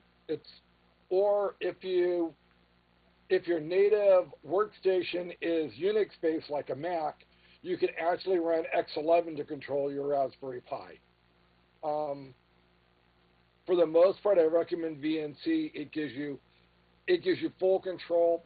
It's like you're sitting at the computer. So, Patrick, there's a question in chat says, what do you use for GPS time? Unix has a built-in time service called NTP. NTP is the service that is automatically installed by all the packages I talked about. It will sync to either the Ubuntu Time server or time.ntsc.org. And I have never had my Pi get out of sync with any of the stations I was talking to, except for when I didn't realize my internet connection was down for 2 days. And so over a period of 2 days, I drifted out of sync. And you held up your Pi, Patrick, that appeared because of your backdrop. We didn't really see what it looked like. Okay. It looked like a shadow. Yeah, hang on. Turn that on. I know they're small, and it's like a circuit board, basically. It is just a circuit board. A little bit bigger than a credit card. Oh, wow. And that technology is running a lot of things right now. I can show you a picture. A picture? All right. This is a first generation Raspberry Pi. Ooh, that's a Pi. Is that a Pi? That's a Pi 1. Yeah, it's a Pi 1, but the current Raspberry Pis are basically the same size, and they, except they are much faster, and they have a built-in Wi-Fi chip. So this was one of the first Raspberry Pis that was released, gosh, 5 or 6 years ago. There's a Wi-Fi dongle on it because the initial generation didn't come out with one with a Wi-Fi chip until sometime later. The common features that they have is they run on USB power. This one's currently running. It's just plugged into USB. They use first generations used an SD card. Now they use a micro SD card for disk drive. And they have various combinations of USB ports and Ethernet ports. And every Raspberry Pi has HDMI video output. So that's It basically costs less what than they look $50, like. right? Pardon? Only cost about $50 or less, right? They cost less than $50. I think on more. $30? $35. The Pi 3B is $34.95. Wow. The Pi 4s, which I really like, which I'm dying to get my hands on, start at $34 and go up to $60 for the 8 gig model. Highly recommend the 8 gig model if you want to use it like a desktop computer. If all you're doing is very cool. If all you're doing is basic FT8, a 3B is everything you need. If you want to do FT8 and FLDigi and 2 or 3 other protocols at the same time, I would go with a 2 gig Pi 4. That's a nice collection of Raspberry Pis. Yeah, let's see a bigger image. Chris, you're going to have to talk. So Patrick, you said 8 gig was the one that can do everything? 8 gig is the biggest of the Raspberry Pis. Okay. Got it. And at 8 gig, you're pretty much maxing out what the processor can do. Now, for all the Apple fans, expect a big boost in Apple performance to also roll down into the Pis as Apple switches everything over to the ARM processor. So I expect to see some nice, hefty Pis in the next year or so. Who knows, you might even be able to run OS X on a Raspberry Pi in a year or two.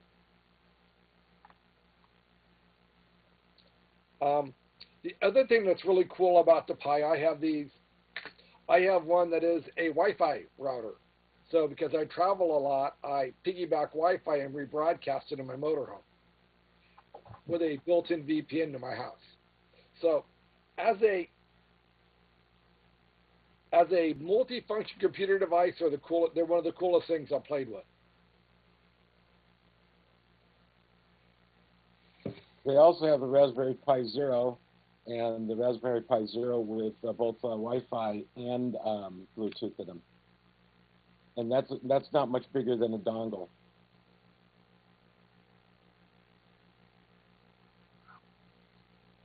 Just so I understand the software, I think I said Linux, maybe I was wrong, and I heard Unix. What is the platform? Okay, it is Linux. Okay. Linux is a version of, is a clone of Unix written by Linus Torvalds. Okay. Long history, long ugly battle, but way back in the days, AT&T sued UC Berkeley and gave basically Linux a 2.5-year head start in the open source Unix computing platform world. And the Berkeley Unix team never caught up. Okay.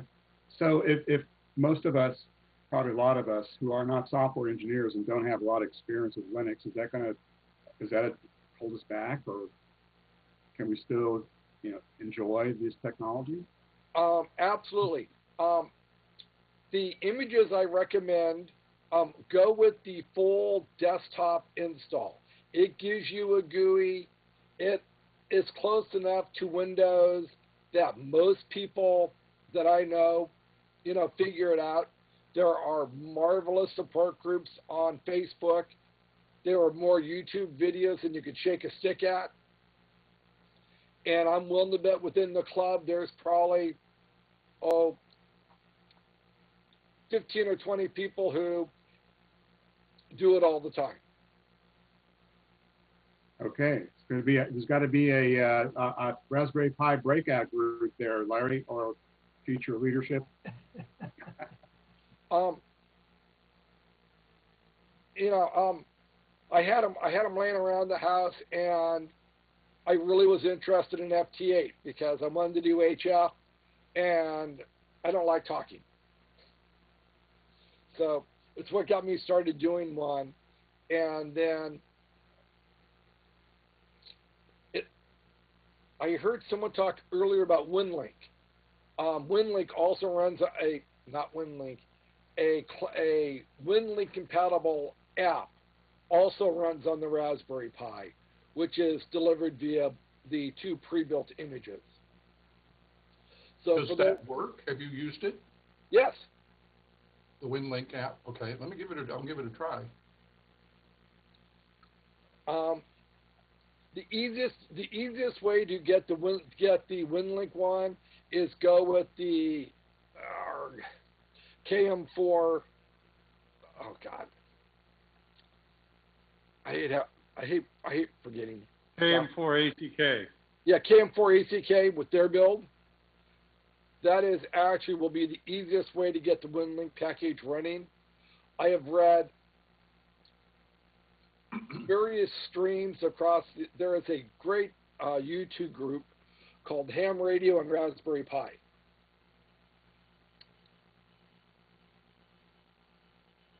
And they were talking about challenges with, trying to get the WinLink thing to run, finding all the dependencies.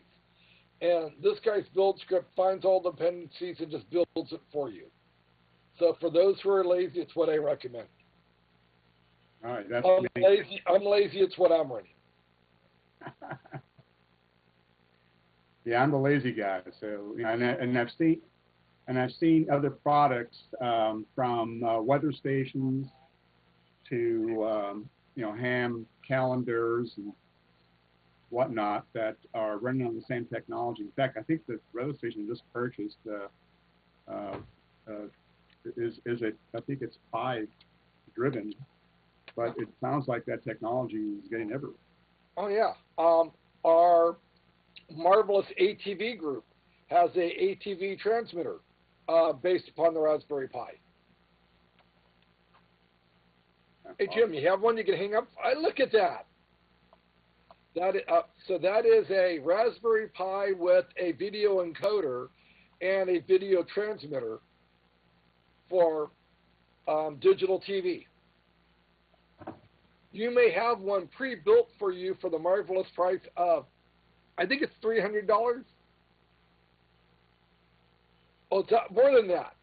Just an FYI, Pat, while you're talking, even though Jim may be showing it, it's not showing up on the screen for people to see. Oh, okay. Thank you. All we're seeing is you, unless of course they've got it in gallery mode, and then maybe they'll find him before he puts it down. Okay, I need to start talking so I can show you. Exactly. Thanks, Cal. You're welcome. Okay, Pick it up in there, Jim. we'll give you a quick one here. There's a Raspberry Pi 3 in there. There is a IQ modulator board. There's a phase lock loop oscillator and a little 12 volt to 5 volt regulator. That Raspberry Pi connections are right there. You get RF out right there. Gotta turn my fingers around. You got an on-off switch and a fan.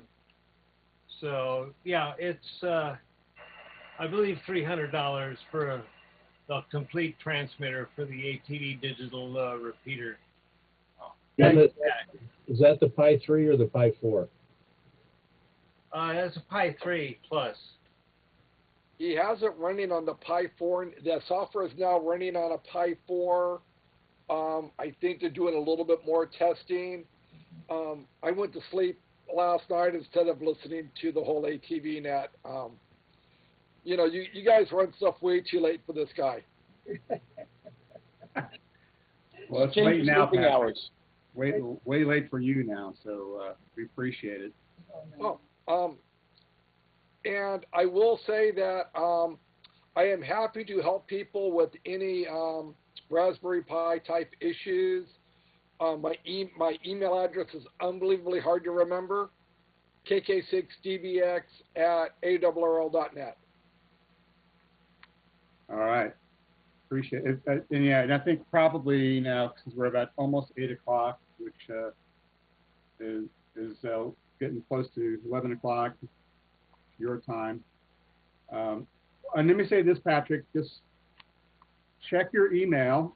I'll be sending you a certificate of appreciation and a gift card, as I normally do.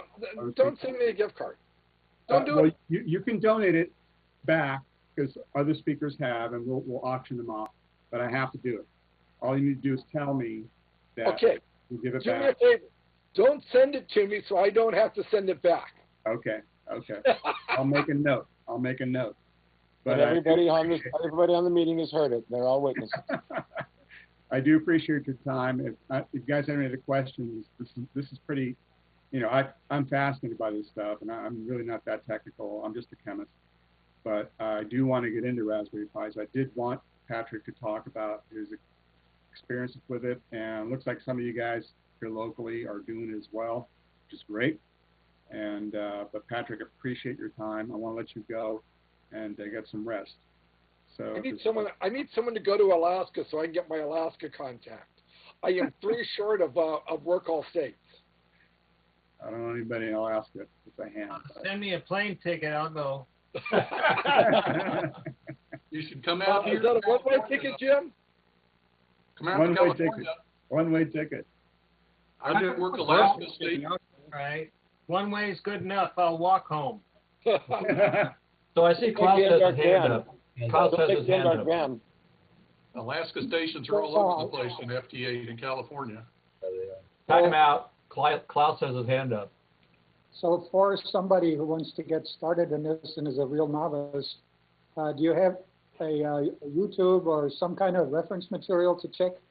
You know, you already started with a guy who knows a hell of a lot, and I'm sort of starting at the guy who knows nothing. So is there some way to help me? There are some great YouTube videos. And I owe you, I will get you the material I was supposed to get you before he did this talk. Okay. In a couple days. Okay. I will supply, add a couple links to a couple good Facebook groups that I've been following. Really helpful people there. If you want to really cheat and make it really simple on yourself, we can have a chat about what kind of radio you have, and I can actually build you an image and let you just download it. Awesome. All right. That's great. The 8 gig image, a 8 gig image compresses down to about just a tad under a gig. All right. Okay, any other questions for Patrick? Because I'd like to let him go. Just for info, Wiley just posted a Facebook, or excuse me, a YouTube link in the chat. Yeah, good point. Thanks, Mike. I see that now. Say bye to Manuel. We'll check. Guys, check your chat and copy and paste that link.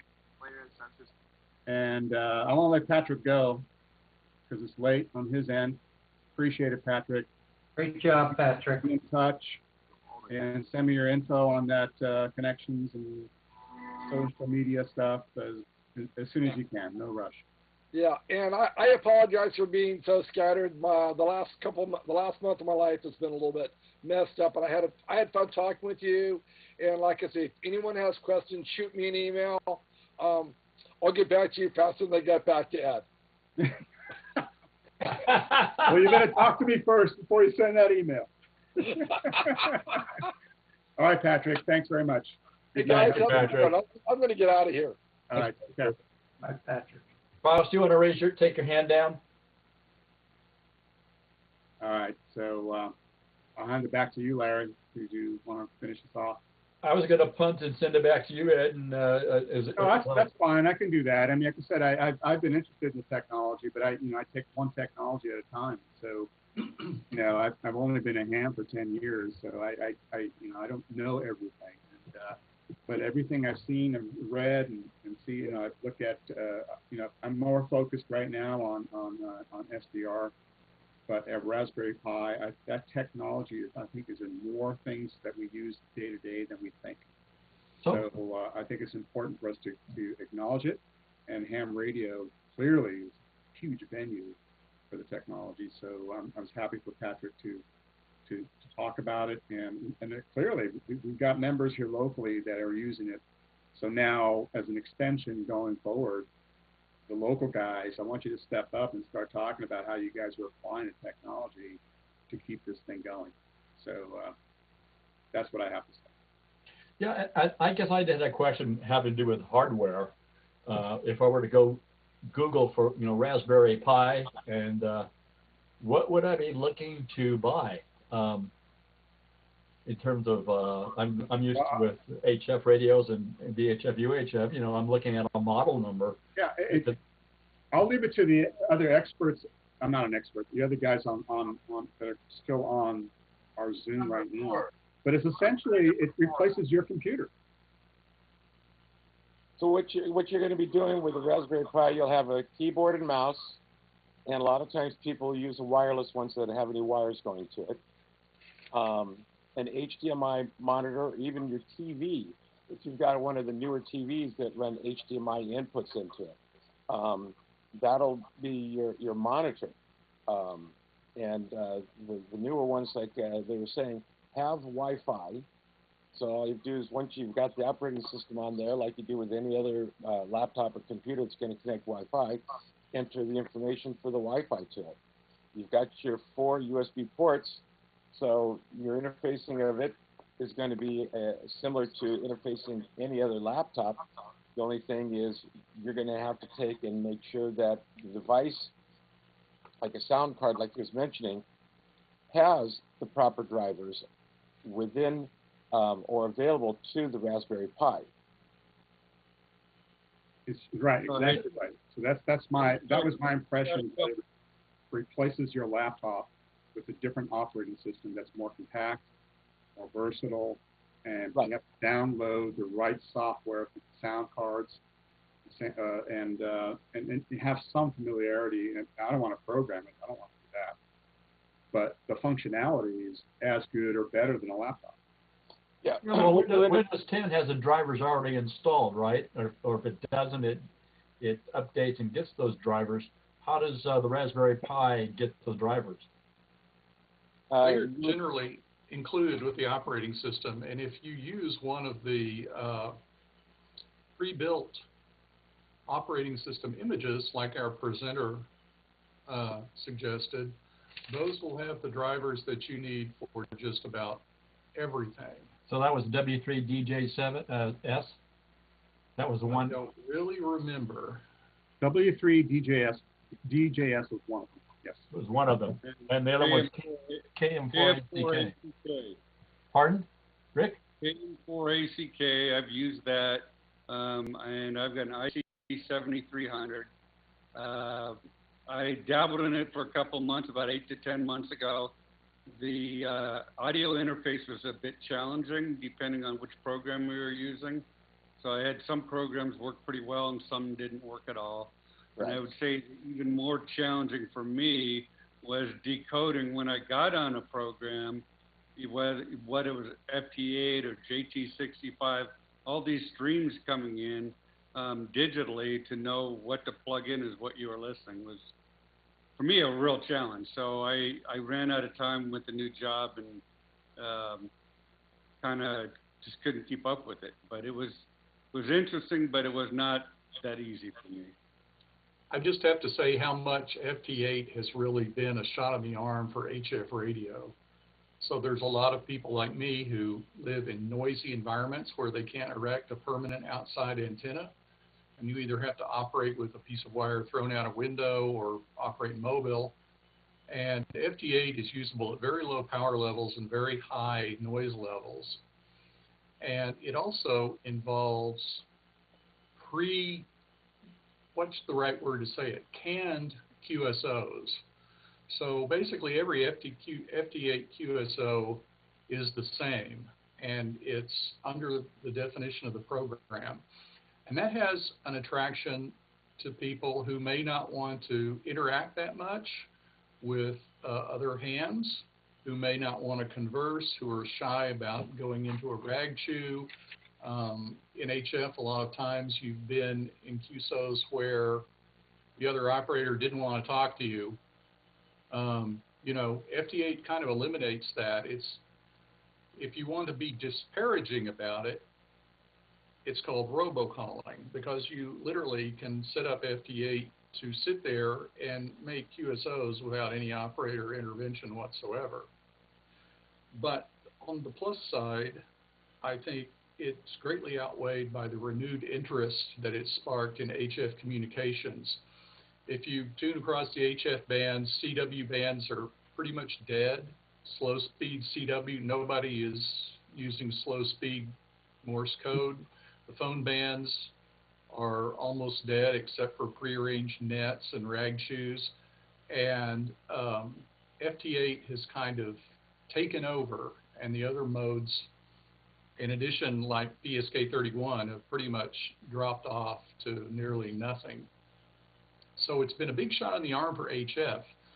It's a terrible contesting mode, but it's a great mode for just making sheer numbers of contacts. And it's a lot of fun if that is what you want to do. Speaking of fun, I don't know if you can see my screen right now, but this is a website. It's a ham clock. If you guys just Google ham clock, this is all Raspberry Pi technology, and I've seen this. You can build it or you can buy it, but it's pretty phenomenal. I mean, you can customize it to your own call sign, and you can track your time, you can track satellites, you can track solar activity. It's pretty cool. I have not invested in this yet, but I know the folks have. But you can have you can build it yourself and have it next to your radio or on a bigger screen to show what the conditions are, where satellites are located. Obviously, you can see gray line and so on and so forth. But this stuff is red hot. So check it out. I've got one of those in my ham shack, Ed, that I built a couple of years ago. Awesome.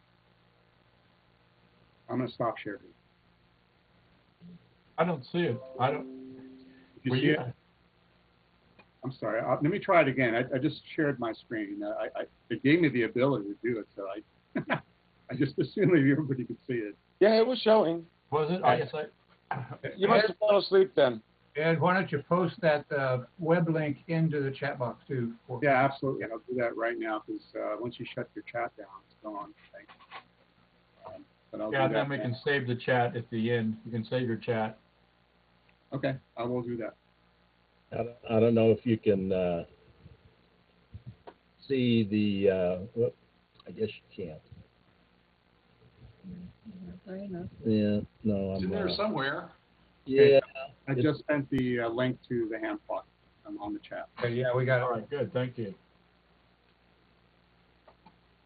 Another fellow, a friend of mine who's I used to work with, he's in Texas now, but he's a long-time ham. He's used the technology to build his own weather station. And so it's all kinds of applications, and it's just phenomenal. There, I don't know if you can see mine up there. It's on the top. Oh, yeah, absolutely. Next to the hat rack. Yeah. Absolutely, yeah. A bigger screen, though, there, Mike. Well, that was the suggested screen when I built it a couple years ago. We got eyes like mine. I need big screen. Yeah, and actually that was the big screen back then. So you should use a 57-inch plasma there for that. All right. Now, if people are using this Raspberry Pi and the JT8 like portable, where they don't have Wi-Fi service, there's a couple of guys that are in the High Sierra Field Day group that are putting together NTP servers with Raspberry Pis using GPS satellite, and the GPS that they're using is not just a USB plug-in. It's got to actually be wired in because it needs the the PDS or what is one of the pins, which is the PPS. second PPS. Yeah, the PPS pulse. Right, the PPS Yes. pulse, so they can get a very accurate time off it, because the JT8 is very time sensitive. Yeah, I've seen some stations off though almost 2 minutes, and they were still able to broadcast. Yeah, FT8 is not that time sensitive. As our presenter mentioned, the time that you get from NTP is generally accurate enough. If you're within 1 or 2 seconds, you're good. And you can see in the FT8 software, you could see whether your signal is in sync with everyone else's. And it is possible to work stations that are as much as 4 or 5 seconds off of off of accurate time. And there are a fair number out there, but mostly everyone is pretty much synced in within a second. And that's basically about as much accuracy as you need. Yeah, I meant to say 2 seconds, not 2 minutes. Well, the FT8 cycle is 2 minutes long, and if you once you get to know how it works, that's it's a 1 minute of this receiving in 1 minute, or 15 seconds of receiving and 15 seconds of transmitting, and you have to be in the right window. If you are operating mobile, you can just use your phone as a wireless access point, and the bandwidth required for time service is really small, and that's what I do, and I just get the time from my cell phone. Yeah, I'm using Mindberg time server on the PC. I don't know if that's Yeah. And if you have a spare GPS lying around and it does have PPS output, you can sync it up to your GPS, so then you can put your time server on the internet and let other people use your GPS as a time source, and then you've got really good frequency accuracy to within a fraction of a millisecond, I believe. Yes, that's what the High Sierra Field Day group is going to be doing. Is when we go up to Peddler Hill for Field Day, we actually have our entire camp networked together, and they're going to be setting up at least 2 of those Raspberry Pi servers, and setting that up for them to use there for not just the Raspberry Pi, but for the logging program that we use too. Okay, so I see at least 2 of you guys, or one of you I'm going to call upon to do a talk next year to revisit this, okay? That includes K6VT and KF6IIU. I'd love to talk on the FT8. I do all my operating with old laptops. Okay. But it's perfectly, I'd be perfectly happy to do an FT8 Yeah, demo. absolutely. And make some contacts from wherever we are. I promised the new VP I was going to support him in finding speakers, and I've got 2 right. Yeah. One of the other things, as long as we're doing show and tells, one of the other things you can do if you have a spare GPS lying around is you can build a By the way, the cord isn't quite long enough. Go to your right. Go to your right. This cord's not long enough to say.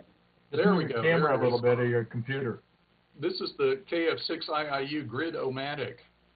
So if I hold it up a little closer, I had a GPS lying around the house. So I took the output from it, and this particular project, uses an Arduino, which is not a very high-powered computer, but it's powerful, you know. That's very popular too. That technology is pretty popular as well, right? Yeah. So it's got a little tiny display on it that you could see is displaying the time, and it's displaying my current grid. So I can take this in the car and plug it into the cigarette lighter and get a real-time display of my grid, and it's fun to drive around and watch this thing change your grid as you cross latitude lines, because I never can remember what grid I'm in, particularly the last 2 letters. And also, it just turns out that this thing is very handy as a reference clock here in the Mad Scientist libraries. Mad Scientist laboratory. So anyway, if anybody's interested in something like this, I can show you how it's done. It's pretty easy and fun, especially if you have an old GPS lying around that has a serial port output. All right. Well, we'll follow up with you, Wiley. Appreciate that. Here's one of those, a different clock that was put together by the group of the High Sierra Field Day group using a, what the heck is it? It's one of the Adafruit little cords, just like what he had. But we've got a bunch of different stuff on it. It's got the grid, it's got the call sign, you can do that. You can have a large display on it or not. You can have the ring on it, the NeoPixel ring that'll give you your seconds and stuff like that. So. Well, that's kind of cool with a pixel ring. I like that. Yeah, I'm thinking of taking my second one on the build and use a full 60 pixel ring, which is like 4 quarters, and it's about 4 or 5 inches down, something like that. Right. All right, that's awesome. And I appreciate that, guys. I mean, I think what we've seen in the last 2 talks is that, you know, we don't necessarily have to have a formal PowerPoint. We don't necessarily have, you know, it doesn't have to be a university lecture, although some guys like to do that, and I think that's great. But I like the casual conversation. I like the holding up equipment, and that's real life stuff, you know. So I'll be calling on you, both you guys, Cal and Wiley. Okay, this was run off the Teensy. You can see it right here by my finger, the Teensy. Yeah, there's the Arduino. Yeah. Very good, guys. Right here. And there's the GPS that it's using on top. A little bit of a pricey GPS, but that was what Alan spec'd out when he designed this up. That's Alan Bioka, W6AKB. Nice. He's the one who's been spearheading a lot of the stuff with the High Sierra Field Day group. Excellent. In fact, he would be a good person to get as a speaker on some of the stuff. Well, Cal, if you want to send me info on that, I'll follow up with that big time. All right. Anybody else want any comments, questions, or things they want to share? I built one of those ham clocks that you put up there in the chat before, and I'm trying to make it reach. And it's just one of those deals where it's plugged in, but the cord is only so long. Yeah, yeah. But basically, it's based on that Adafruit stuff, and it probably took me like 2 hours maybe to put it together. I bought a 9-inch screen for it and put a little surround on it. So can you interface that with a bigger monitor? Yeah. Well, you could put a bigger screen onto it, yeah. So it's actually, all the circuitry behind it is plugged into this 9-inch screen. Okay, so you can extend that to something, a larger screen. Okay, cool. Pretty awesome. All right, Larry, I'm going to hand it back to you. Okay, well, I'm going to take the ball here and just do as your head says. Does anybody have anything to add? I do, I guess I have an advertisement that if you're watching the stream at w6atv.mdarc.org, that's being streamed with a Raspberry Pi 3 Plus. And if you're watching the actual stream itself, the video from Zoom is coming off a Raspberry Pi 4 going into my ATV transmitter. So, and the transmitter then is feeding the Hilltop, which is then feeding the TV transmitter, which is then feeding a receiver on the ground here, and then that's going into the W6CX ATV stream. And there will be a test. Just so you know, Wiley's shared a link on chat. Looks like it's a website that shows equipment components of Raspberry Pi. I'm curious how they came up with Raspberry Pi name to begin with. So I don't know if anybody has any comment about that. I guess it's like a question: where did ham come from for ham radio? Where did Raspberry Pi come from? So maybe somebody can give you the 20-second verbiage and what's the difference between the Arduino and a Raspberry Pi? Good question. Mostly it has to do with the speed and capabilities of the computer. The current Raspberry Pi computer, if you get the top of the line Raspberry Pi, has 8 gig of memory, and it has a ARM version 8 CPU in it, which is a CPU that was fast enough to have been the CPU in smartphones 3 or 4 years ago. So basically, a computer like a Raspberry Pi 4, I'm not sure if there's a version of Windows 10 available for it, but if there were a version of Windows 10, there is. Yes. Yeah. It can run Windows 10 slowly but adequately. So it's good enough to use as a replacement desktop computer if you're not too concerned about speed. And it's good for, like, if you want to give something to your kid can destroy it and you won't be out, a nice expensive laptop. The Arduino is a smaller form factor computer. The newer ones run on a fairly fast CPU, but it originally ran on an embedded controller that ran at only 10 megahertz or so. I forget the exact speed. It's very cheap. Some of them cost as little as $2 if you get them straight from China. And it doesn't run an operating system. You have to actually use an accessory software program that will actually flash the CPU with a embedded image. If you've ever bought like one of the really inexpensive homebrew Morse code keyers or something, those are based on the same CPU, a inexpensive embedded flashable CPU that the chip costs maybe 25 cents, and the Arduino is based on the same technology. Well, which is the best to start with? Which is the best? Looking at levels of complexity, because I'm actually, not savvy on this at all. Which is the best avenue to go straight to Raspberry Pi? Or go to Arduino? Well, it depends on what you want to do. If you're doing something like my Grid-O-Matic that just sits there on the shelf and continuously converts GPS data into your grid square on a time display, a Raspberry Pi could certainly do that, but it would be overkill if you bought a Raspberry Pi totally dedicated to that process.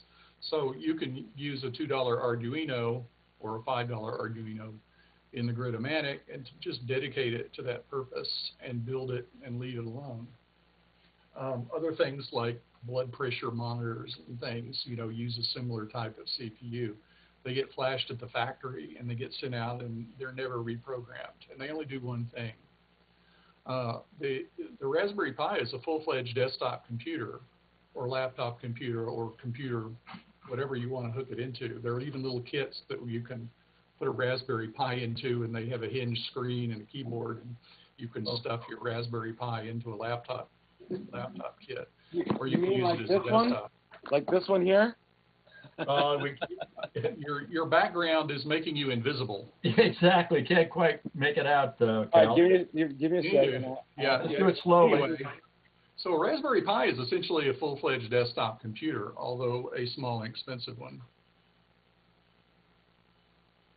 Cal, you want to give it another shot? There we go. How's that? Is that any better? There you go. Make your own laptop. Yes. I actually picked this up for use as a couple things, and let me pull this out of the box. They sell a kit similar to this, but not this kit anymore. And it's about a 10, 12-inch screen. And on the back, it's got a little wireless keyboard. Oh, nice. And it's got a trackpad on it. You can see on the back side here now that I bought it online from somebody already used. So it's got the Raspberry Pi. That stickers. Yeah, all the stickers. It's got a Raspberry Pi on it right here, and then it's got the video interface card right over here on this side, and it's even got a battery in it for running just as if it's a normal usable laptop. So can you put a link to that in the chat? It's what they call a Kano, K-A-N-O kit.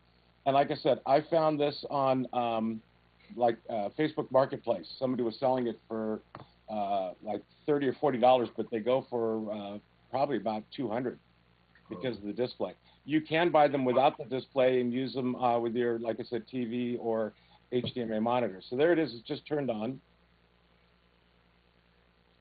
So, I mean, it looks like a desktop of what you would normally get on Windows or Mac, or even a tablet that's running some sort of, what the heck is it? You'll have to excuse my chemo brain here. That other software that's used on a lot of Android software. Like Linux. Yeah, which is, again, a Linux-based software. So, but I got this, like I said, because it's got the screen on it to do some of my other stuff with, and also for my grandson when he gets a little bit older. Nice. You can play around with the stickers on the back.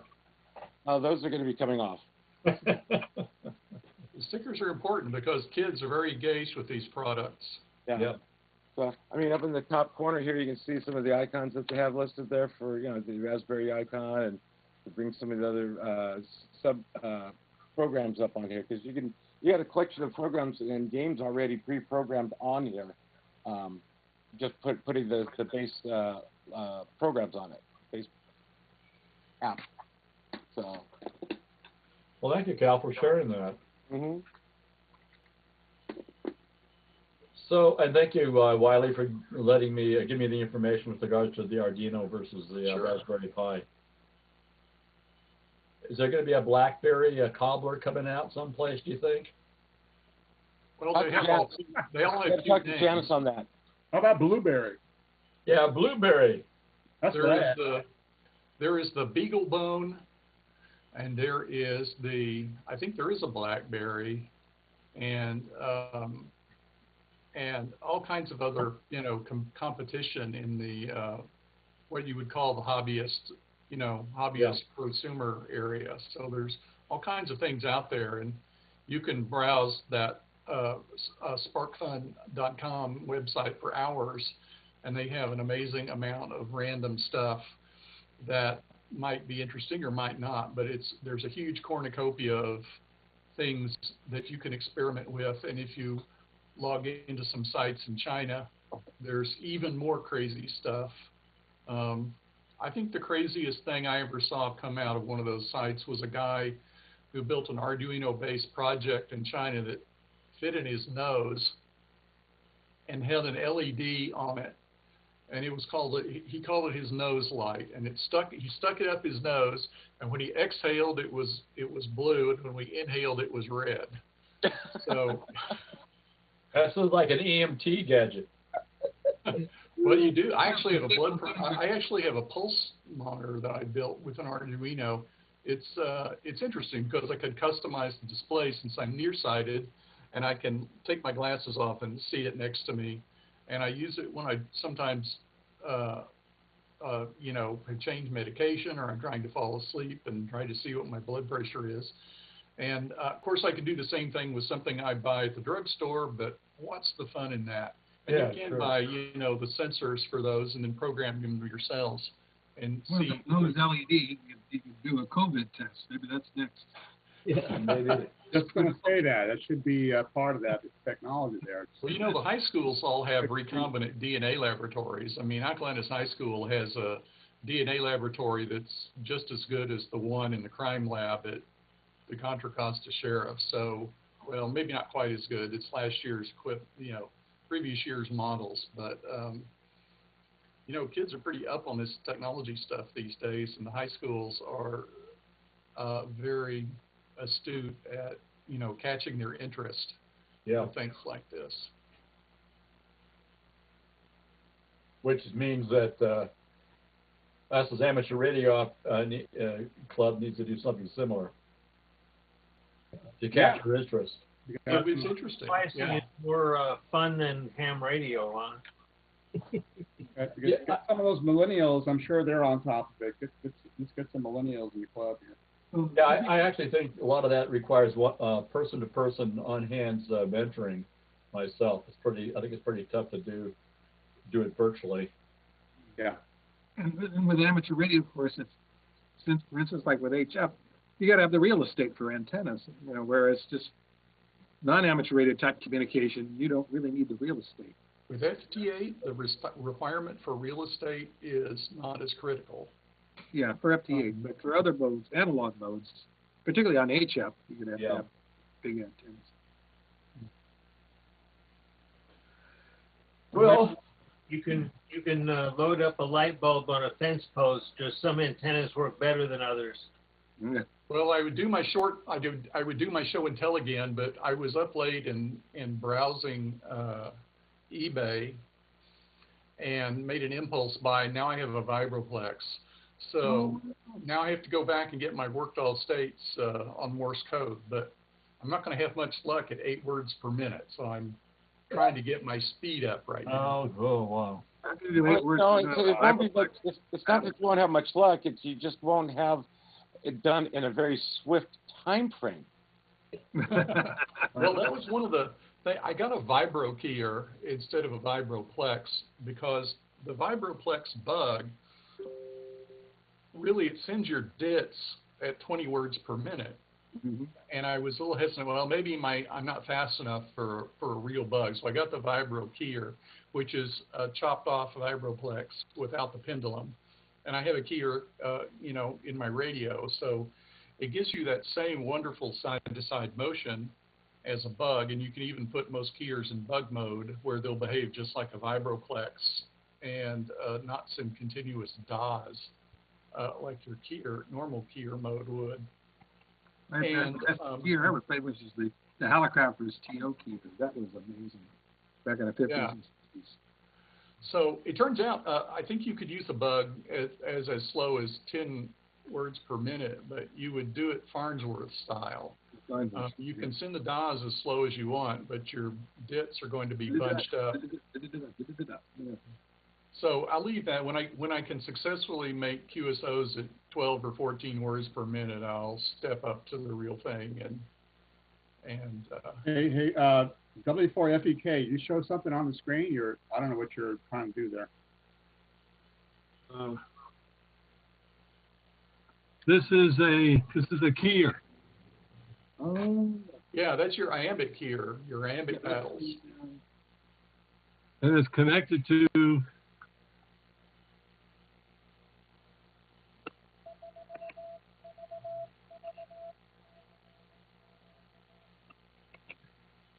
Go ahead, Ron. I did. What's it connected to? This is a MFJ keyer. Okay. I think our topic next month is keys, right? I still got my MFJ Grandmaster keyer from 1979. Still works. Yeah. It's a great keyer. Not enough controls on it. this is my keyer, such as it is. So one of the motivating factors is I had a couple of chips lying around that I bought years ago that are basically a standalone keyer based on the Rockmite QRP rig. And so I had these chips that I had bought and paid for, but I hadn't really used them. So this is a project that works. And it's very quiet. The side tone is, there's the Vibraplex, and this thing is waiting to go into a real enclosure. So it's a homemade keyer that replaces the one in the radio, even though I don't need an external keyer, it's fun to build one. So that's actually our November topic. N4DLA is going to talk about Morse code keys and keyers. Oh, okay. It's a lot of We fun. can revisit that next month. Right. That's old school, but that's good. Well, you know, I'm not a code guy. I'm not a CW guy, but I can respect it, and I have friends that are younger than me that are dedicated to it. That's the first digital mode. You know? Exactly. And people are into it like you've never, you know, you don't have to take a test. People love, they weren't forced to get into Morse code with today's licensing. They get into Morse code because they love it. It's a pastime in amateur radio. Just like baseball is for sports. Exactly. Well, speaking of baseball, it's fun. I'm for Patrick's sake, I'm rooting for Atlanta to beat the Dodgers tonight. Oh yeah. I don't want the Dodgers to. They're leading. The Dodgers are leading right now, by the way. But anyway, so next month will be Morse code keys and keyers, and as Larry mentioned earlier, our special holiday with Bob Heil. I'm looking forward to that. Oh, that'll be great. I wonder if he'll mention it on Ham Nation. He might. Well, I'll check in with him, and I have to tell you guys, I have a personal thing about Bob because he's got a strong connection with Joe Walsh, who's one of my favorite rock guitarists. Oh yeah. And the Eagles. I would love to have Joe Walsh speak to the club next year. So I'm going to look. Yeah, he had a story. He had a story on how he got started in amateur radio. I do not know. I have no clue. I guess he's a kid. I don't know how old he was back in the late 50s, early 60s. He's in his 70s. I don't know. There was basically walking by a house, and he happened to see this huge antenna, and he said, "My goodness, what kind of a TV? That must be a big TV that they have in the living room." So I guess he knocked on the door, and it was actually a ham radio operator, and little Joe showed what amateur radio was all about, and he eventually got his license. Well, I remember seeing that. 1960. I remember watching that video on YouTube. I think he's got it out on YouTube. Yeah. Oh, does he? Okay, I never saw the video. When he was interviewed on Ham Nation, he mentioned how he got started. You old rock fans, Rocky Mountain Way and the voice box. Bob Heil built that box. Oh yeah. And if you enter rock and roll every Saturday night on 88.5 streaming, Joe Walsh has a rock show. It's only 2 hours from 6 to 8 every Saturday night. It's great stuff. Well, we got Bob Heil to play the Mighty Wurlitzer. That'd be great, for the. Yeah, I'll check in with him. I'm going to check with him in the month, see what he wants to talk about. Play the Wurlitzer. Oh, man. He's already talked to Benicio, so I don't yeah? know if he's going to do the same thing or not, but he's happy to do it, and I'm very happy that he came in because, this is unusual situation. We can't do the banquet, unfortunately. Holiday songs. So Bob is very gracious to be there. So that's great. All right, I'm done. I think we're gonna say goodnight, all. Yep. So see you all. I'm gonna close the meeting. I'm gonna take a look at Mars right now, Jack. You can see it over the horizon. Take my telescope out. So. Oh, sounds like a good idea. Yeah. It'd be a short time before they're looking back at us. That's true. All right. Good night, everybody. Beeline gets there. Be well. Good night, Jim Bob. 7-3 all, and have a great week in ham radio. Stay safe, everyone. 73. Good night. Good night. Good night.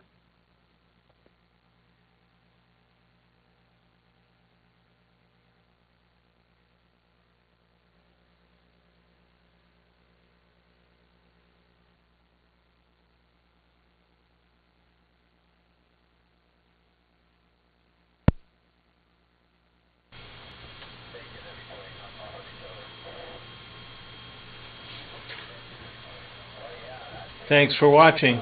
K6SOE on the W6CX repeater. Thanks for watching. K6SOE on the W6